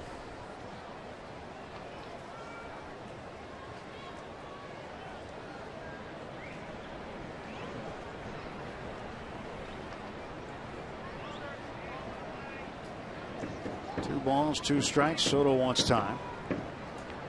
1 out and 1 on for Chicago. Battling in the top half of the 7th inning.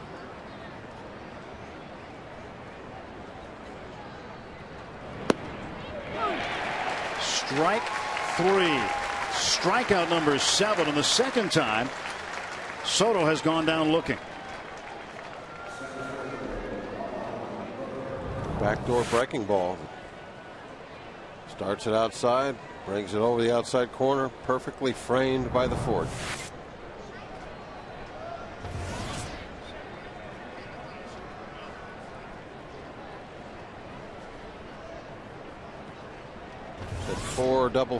Four backward Ks. Yes, sir. He got Baker. He's got Soto twice looking and Soriano once looking.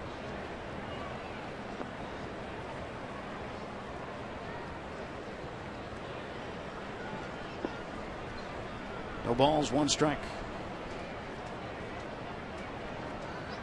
Runner at first is Jeff Baker, reaching on the throwing error by Josh Harrison.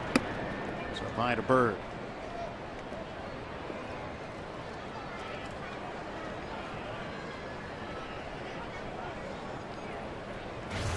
Bird covers a lot of ground in the outfield. He can fly. Should I just put that on a tee for you? It was so easy I wasn't going to take it, but then might as well. He didn't foul one off there. 1 and 2. That breaking ball. Pretty good hook down and in. Paul Maholm set. Now the pitch.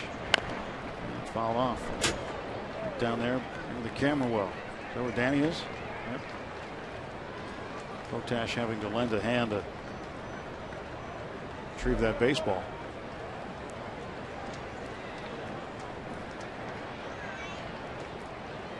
He wasn't ducking to get out of the way, was he? He's got a police escort. I can see that.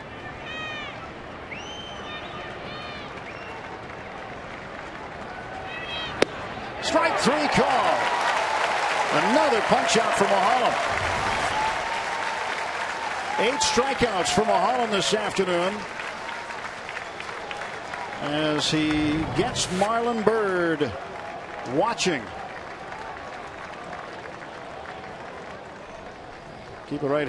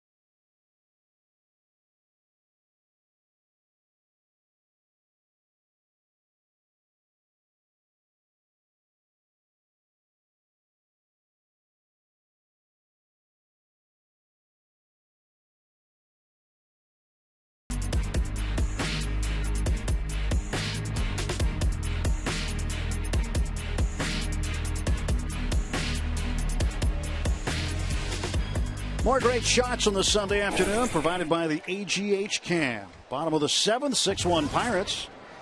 Along with Dan Potash and Bob Walk, I'm Tim Neverett. Hope you're enjoying your sunny Sunday afternoon. James Russell pitching to Alex Presley. Presley fouls it off. He's behind 0-2. 2 for 3 today. Pair of singles. Scored 2 runs. Reached in an error in the 4th inning. Chase Darno will follow. Then Neil Walker. And a little chopper out in front of the plate. Soto throws and got him. Pretty nice play by Soto. That was going to be a tough one for him. It was up to the task. Will they figure out a way to get Presley out? Presley is gone.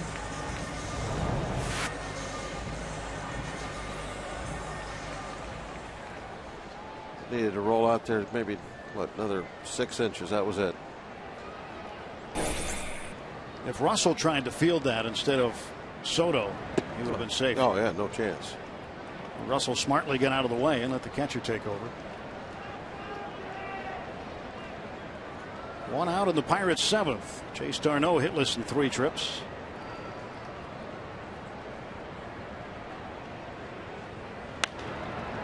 On the right side, foul.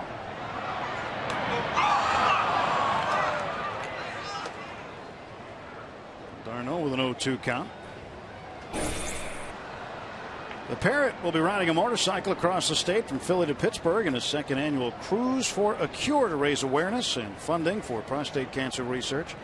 His journey begins Friday, July 29th, concludes Sunday, July 31st. The Parrot can't do it alone. Help support his cruise by donating or pledging money. To donate, visit pirates.com/cruise. I did this last year and raised a lot of awareness. Raised a bunch of money. I'd like to raise more awareness and more money this year. Ramos Ramirez throws out Chase Darno. 2 down for the Pirates. Neil Walker has had himself a day. His first time up off the center field wall for a double. Does it again. This time off the right field wall. Scored a run for his 59th run batted in. And in the 5th inning, leading off, Bird couldn't get it, and Walker takes advantage and picked up his 2nd triple of the season. So 3 for 3, run batted in, 2 runs scored for Neil. And that 2nd triple, that was led to the last Pirate run. A little cushion there. Getting to 3rd base with nobody out. Gave McCutchen another RBI. McCutchen has 5 of the 6 RBIs. Walker the other. Walker's picking that batting average back up again. It had fallen down to the 250 mark. Jeff Karstens warming up along with Chris Resop, and this being the final day before the All-Star break. And Karstens' last outing was Tuesday against the Astros. A 5-1 win. Last chance for a few days to exercise the arm. And Karstens is scheduled to pitch opposite Brett Myers in Game 1 against Houston on Friday.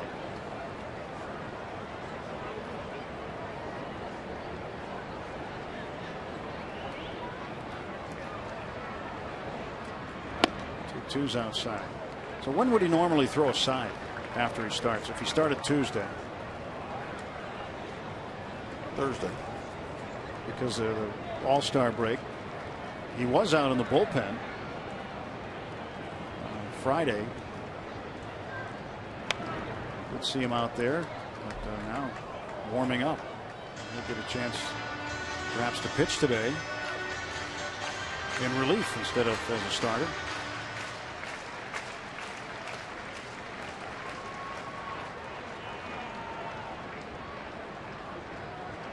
Full count to Walker.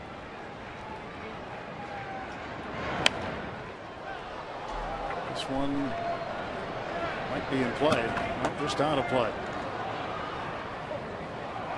It was a well-placed bat. Yeah, it was. Soto almost stepped on it as he was going to try to catch that ball flying. Bat boy didn't get out of the way either. I don't know if he saw exactly where the ball was headed. And he must have seen Soto coming toward him, though. Soto having to run the gauntlet to get over there.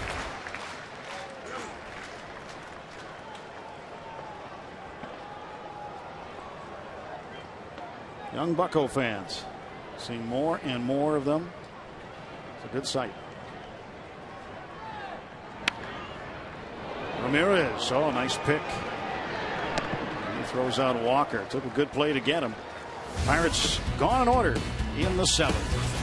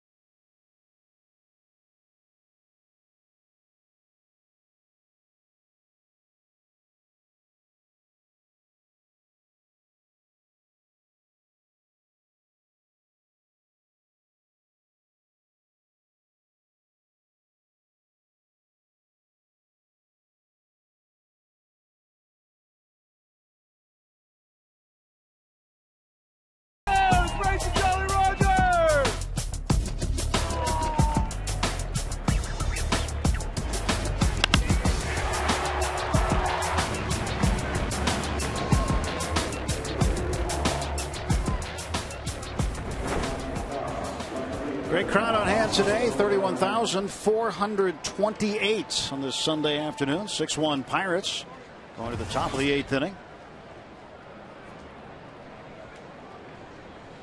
Brandon Wood is in at third base now. Another defensive change in right field. Xavier Paul has taken over for Matt Diaz. Some changes late for defense. Pitch to Soriano. Inside.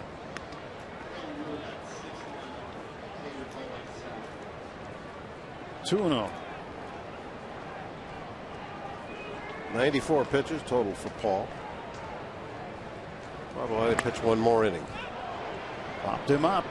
Unless it's a nice quick one. A quick first out. Soriano gone as he pops out to Walker.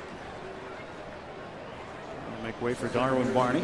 Well, Paul did pitch a complete game against these Cubs back at the end of May in Chicago on the 28th. 9 innings, gave up 3 hits, and a 10-0 shutout victory by the Pirates.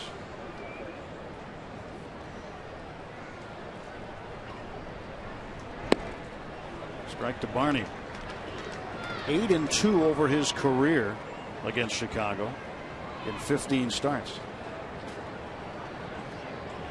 In games that he's started, the Pirates have gone 11-4. Fair ball. And Barney will round first and take his double. Second hit of the game for Darwin Barney, one of the better hitting rookies in baseball. He's now 2 for 3. Yeah, see one of the odd quirks of this ballpark.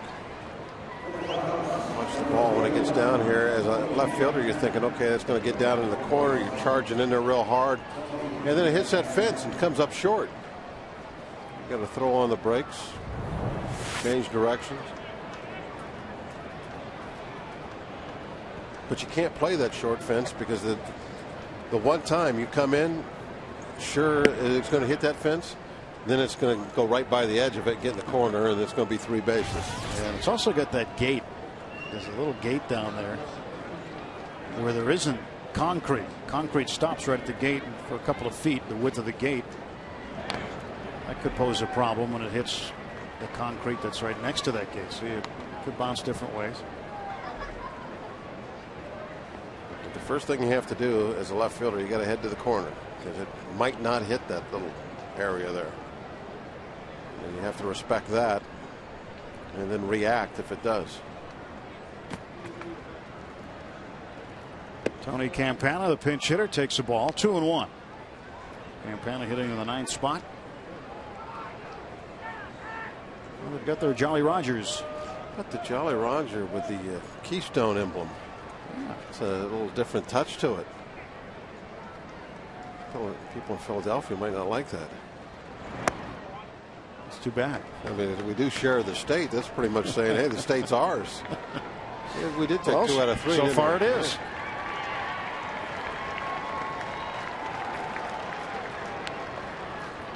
Take 2 of 3 from the Phillies in Philly, and it will be.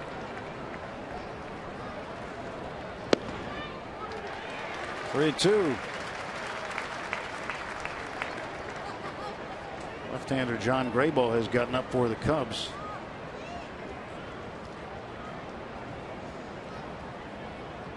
Well, the Parrots always making friends, causing trouble. Overbay gloves it and beats Campana to the bag. 2 down for the Cubs in the 8th inning. You got to hurry when Campana's running. That guy runs like a deer.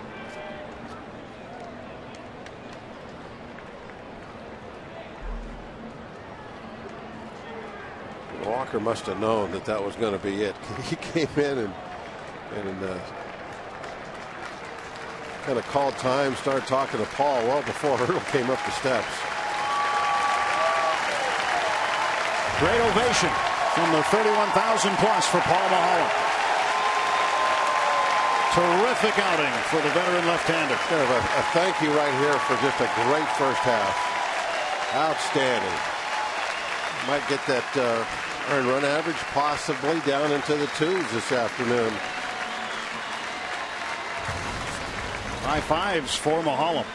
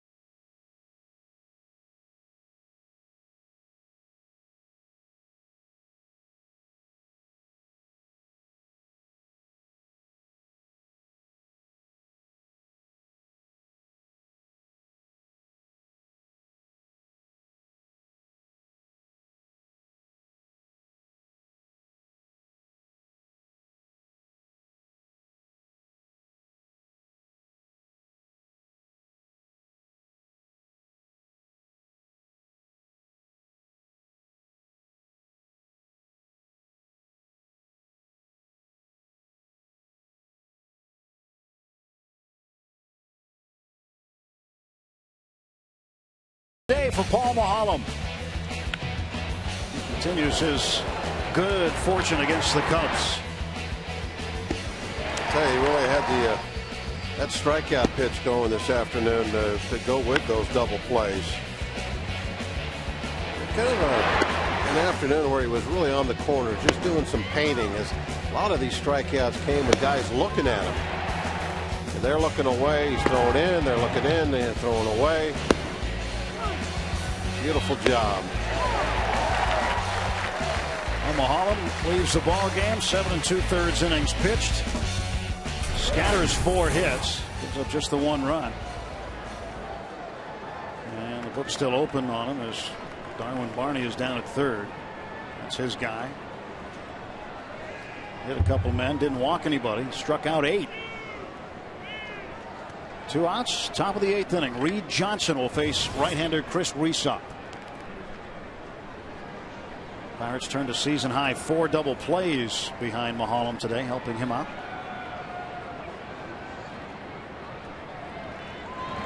Johnson takes up and in.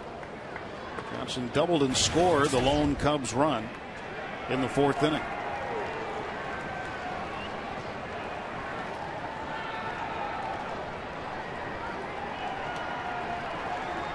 Resop trying to finish up his first half in a strong manner coming out of the bullpen.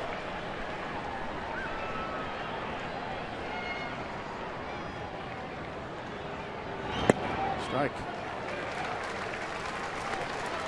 1-1.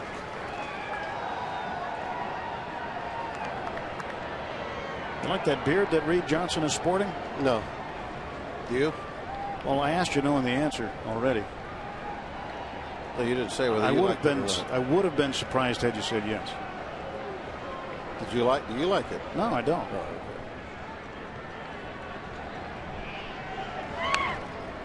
It's a little bit odd. I heard from a gypsy that usually has it dyed blue. I might like it less if it was blue.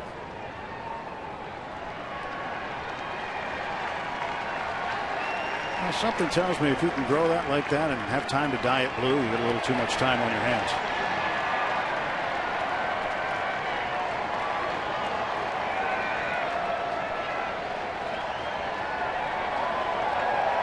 One-two pitch.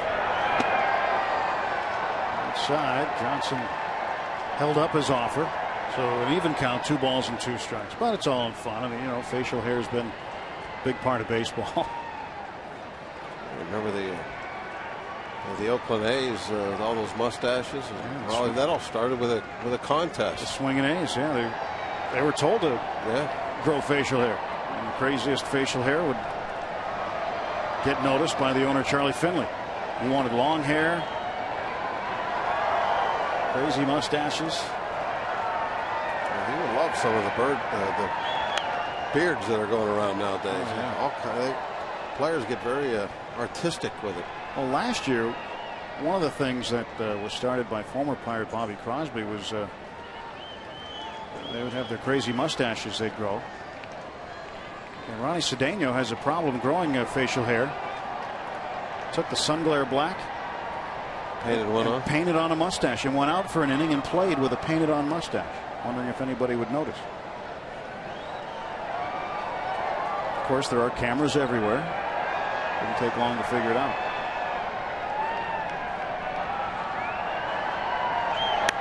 To right field down the line. The ball will slice and go foul.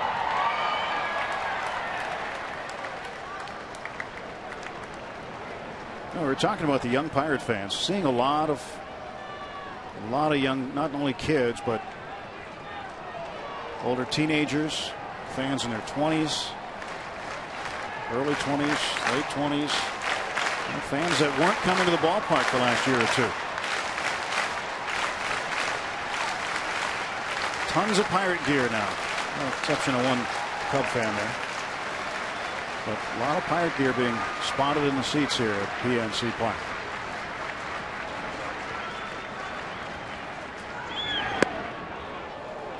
Full count now to Johnson.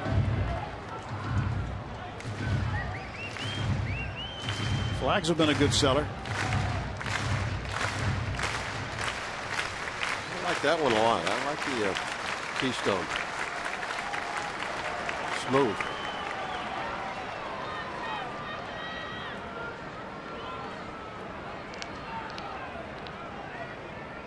Now 3-2. Full count to Reed Johnson. Resop, long pause, now delivers. To right field, Xavier Paul measures it. That takes care of that. No runs, 1 hit, 1 left. Paul Maholm sitting pretty right now.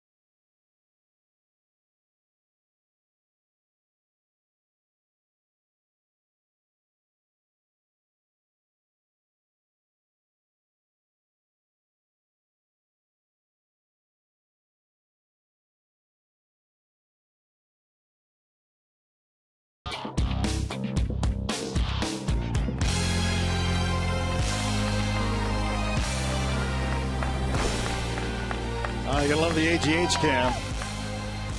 Got a souvenir today. It's the way to go. Parrott having himself a good day. He's making his way out to the crow's nest out in center field where they get ready to raise that flag. Yep. There's John Graybo, former Bucco. Jolly Roger will be heading to the top of the flagpole soon. And McCutcheon lines one to right field. My goodness, what a catch. Isn't that a replay of one we saw earlier? Reed Johnson with an outstanding play. Did that before to Matt Diaz back in the 3rd inning. Stealing a hit from Andrew McCutcheon. 2 today, right off the grass.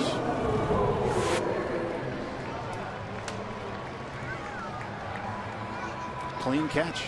Very nice play.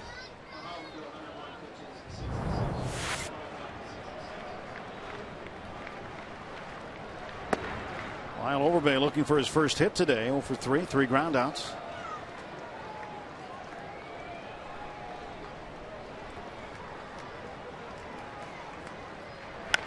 And a bouncer toward the middle. That makes it into center field for a base hit.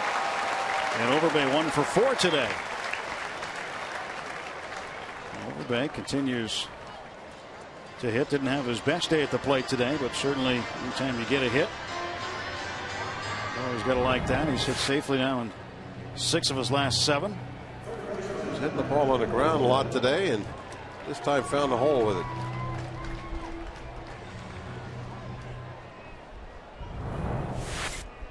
Third baseman Brandon Wood. His first shot at it today. See what Brandon can do. Came in for defense. Came in to play third, but went into Diaz's spot in the order, 6th. Xavier Paul, who went to Diaz's spot defensively, goes to Harrison's spot in the batting order, 7th. He's on deck.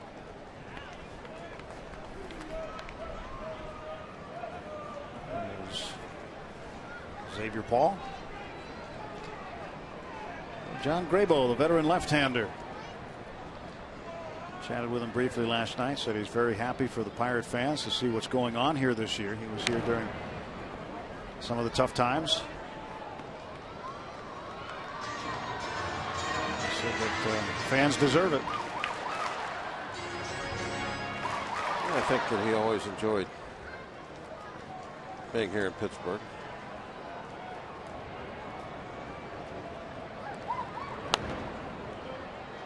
taken out of play. John said he'll be spending the All-Star break here in Pennsylvania. His wife Carrie Ann's from the Erie area. Spend a few days around here. And rejoin the Cubs after the break.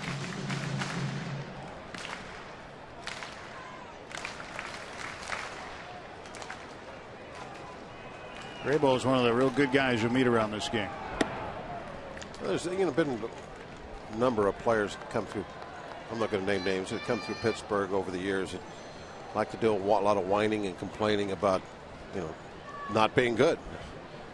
But John definitely not one of those guys. He went out there with a good attitude every day, trying to be part of the solution and not part of the problem. One of those veteran players that didn't necessarily have to do the winter caravan, things like that, Pirate Fest, but he always did.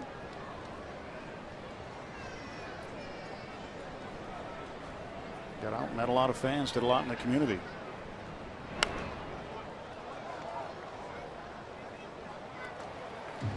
Three and two to Brandon Wood.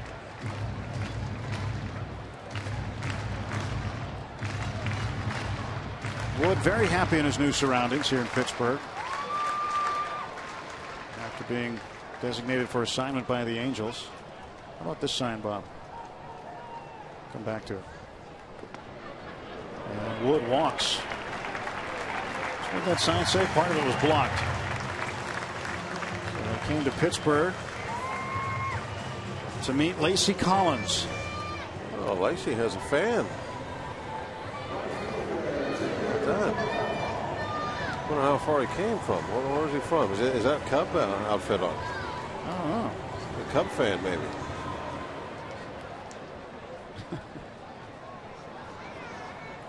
Well, Lacey will have to go out there and meet him. He should have put his phone number or his Twitter thing on Twitter account or whatever. On the back side of that and just showed it.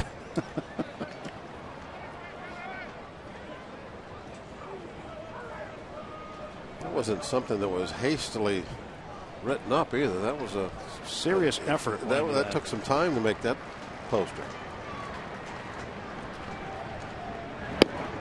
Strike call to Paul. 0-2 to the Pirate right fielder. Pirates with one out, runners at first and second.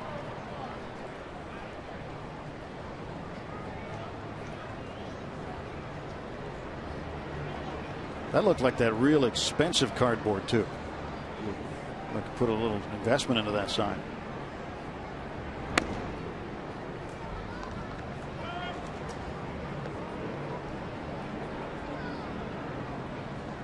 Saw Lacey here earlier today. She was on the pregame.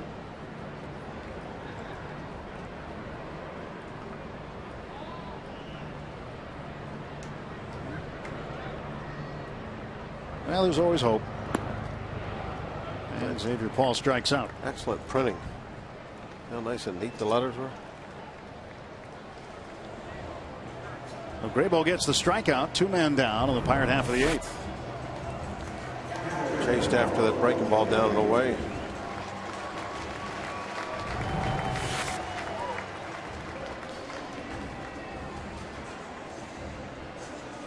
Secret conversation.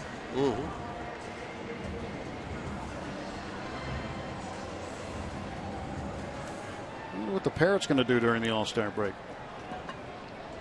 It's going to hang around the cage, change the newspaper. Yeah, that's about what they do. Eat some peanuts. Bite somebody's finger. Michael McHenry takes outside for a ball. McHenry's 0 for 3. Grounded out, flied out very deep to left center field. Out into the notch in the 4th inning. Gave one a ride there. Like it might do some damage for a while.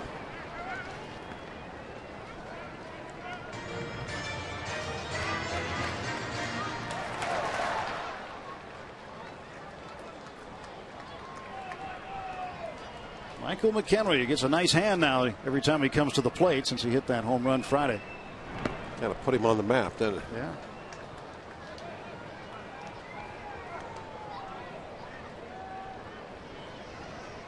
No longer the fort is in a secret location. Everybody knows where the fort is now.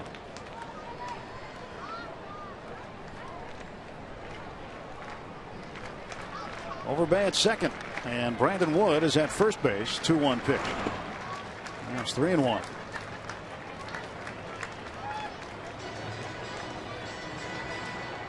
Talked to Clint Hurdle about what he's going to do in the All-Star break. He's going back to Colorado after the game tonight to take part in a fundraiser for Prader-Willi syndrome.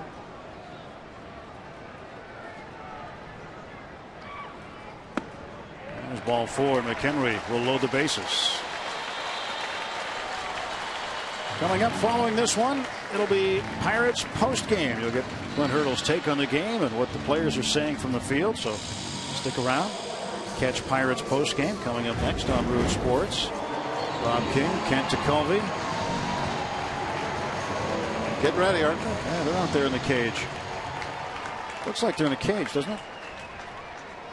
All those bars. Look at the way they're just laying back, enjoying the game. The shade. Well, they're fans too. They're just relaxing. Garrett Jones pinch hitting.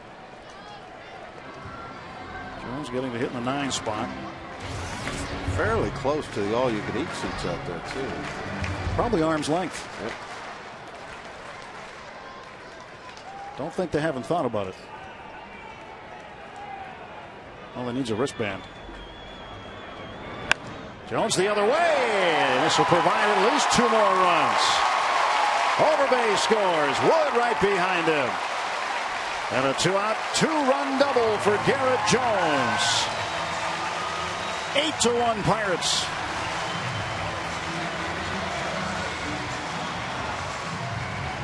That's kind of just a little cherry on top of a great ball game here for the fans this afternoon. Goes with it right down the line into the corner.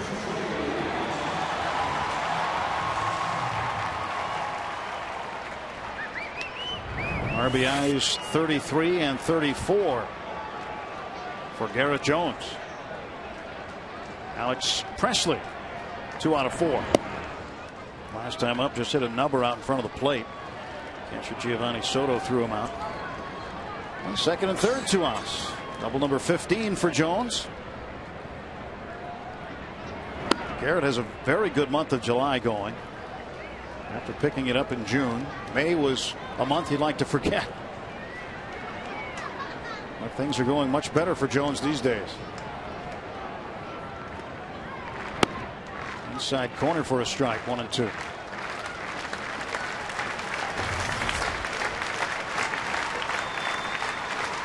Pirates have scored at least 8 runs in each of their last 2 Sunday games. Jose Veras ready in the pen. Won 10-2 last Sunday against the Washington Nationals. Had 8 runs after the first 2 innings. Don't let him bite your finger. He's got mini-me.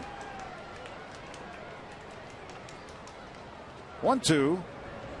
Up and in. 2-2.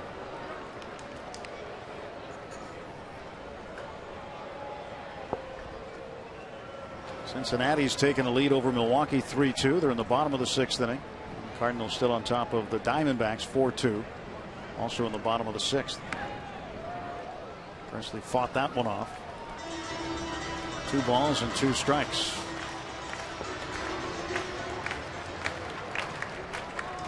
Well, if the Pirates win this one and Milwaukee and St. Louis were to both lose today, there'd be a 3-way tie for first place going into the All-Star break. Paul Mulholland certainly did his part today. 7 2/3 innings, 8 strikeouts, 1 run earned, and scattered 4 hits. Didn't walk anybody, but he hit 2 men. But it was okay because both times it set up a double play. Yeah, both guys just, right-hand hitters. He's trying to pitch inside, just nicked him. This one gets away, and this will be another run as McHenry will score. It's 9-1.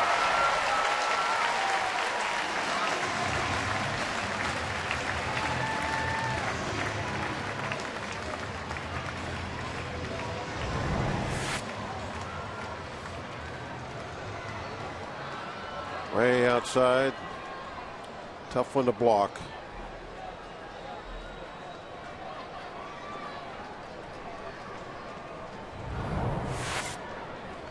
Jones down to third. John Graybo touched up for 3 runs on a pair of hits, a pair of walks, and a wild pitch. He's not going to go into the break on a good note, is he?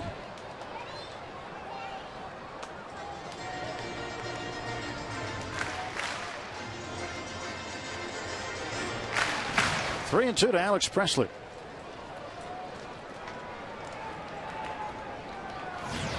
You got to believe the Cubs are going to do some major rebuilding over this winter. You would think so.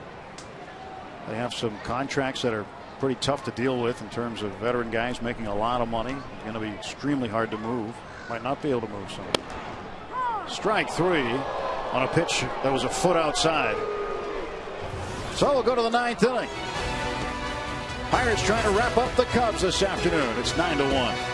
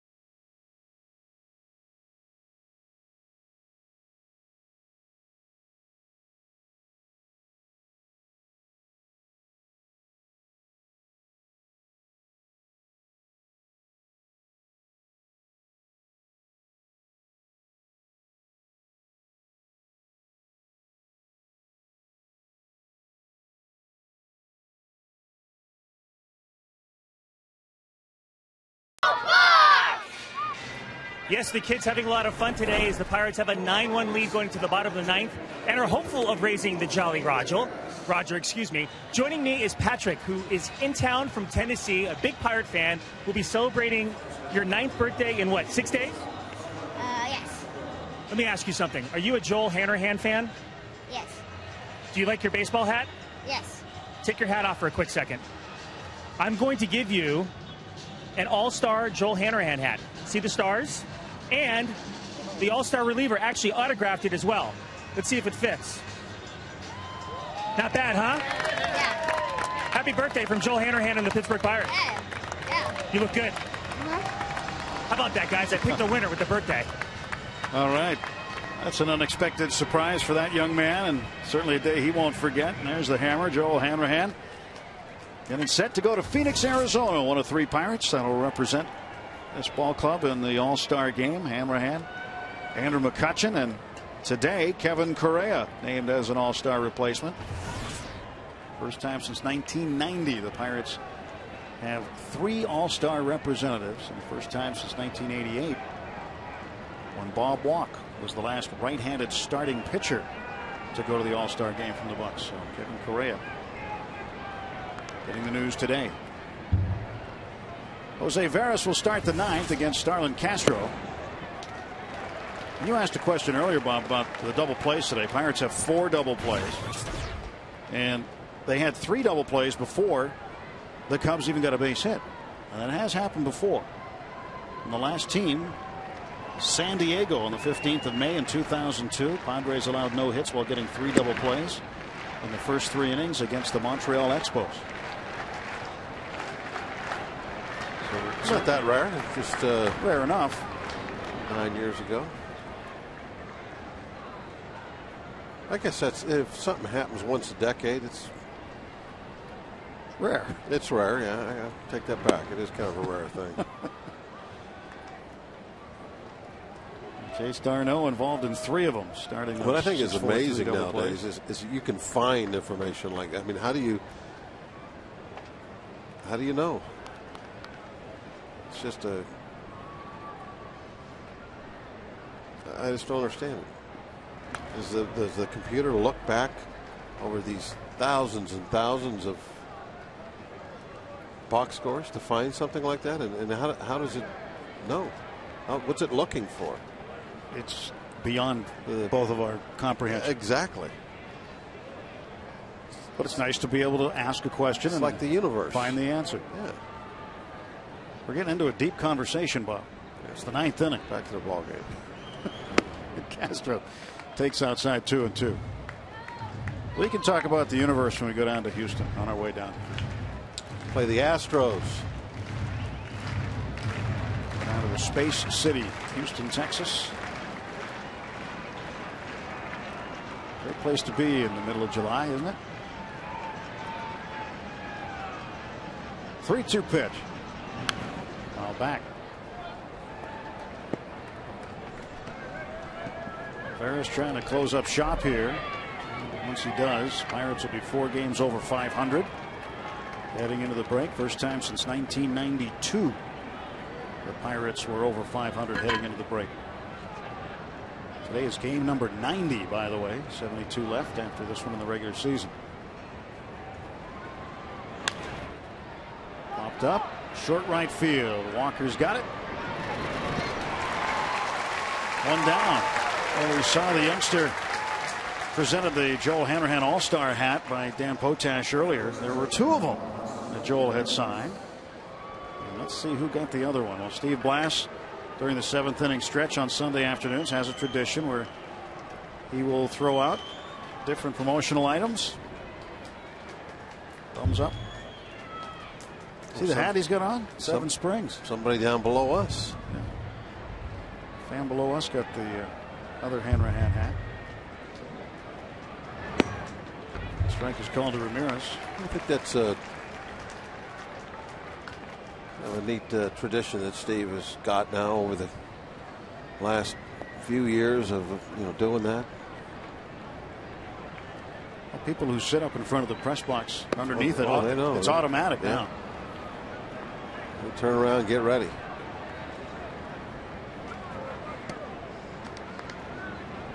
So Steve will throw the stuff down, and his adoring fans, the public, yes, his people. Yeah, his people. That's what he calls them. My people.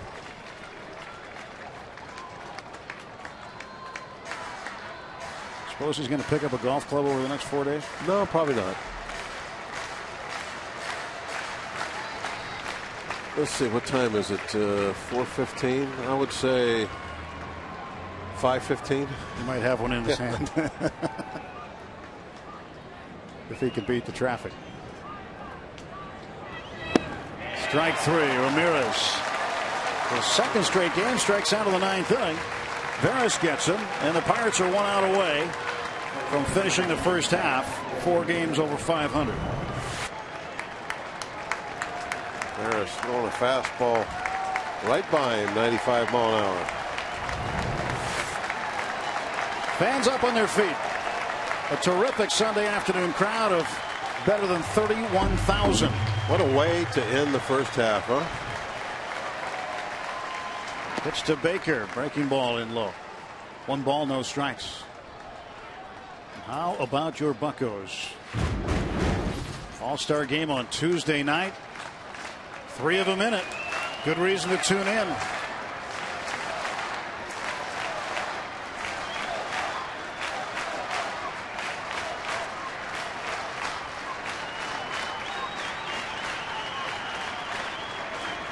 One ball, no strikes to Jeff Baker.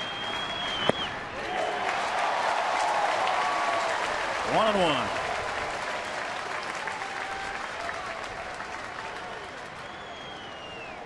What's fun now is it leaves a lot of fans a few days off to speculate about the second half of the season. What can the Pirates do in the second half?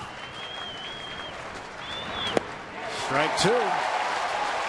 And can they make a run for the division? Can they make a run for the wild card?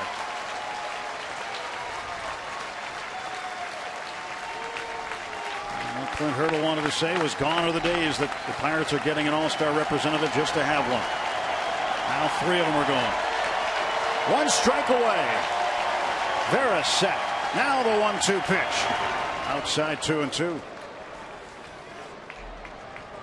Pirates will go to 23-22 at home. And that flag with the L on it is what they raise at Wrigley Field when they lose. They can raise it proudly here if they want. Skull and crossbones ready to go up the pole here in a moment. 2-2 pitch. Strike 3 called, and the Pirates have won 2 out of 3. They have taken their 18th series and reached the All-Star break 47-43. 4 games over 500. And they have taken care of business in the Central Division, Bob. 20-12 in the Central. It is an awesome sight to say. I mean, who could have saw this coming?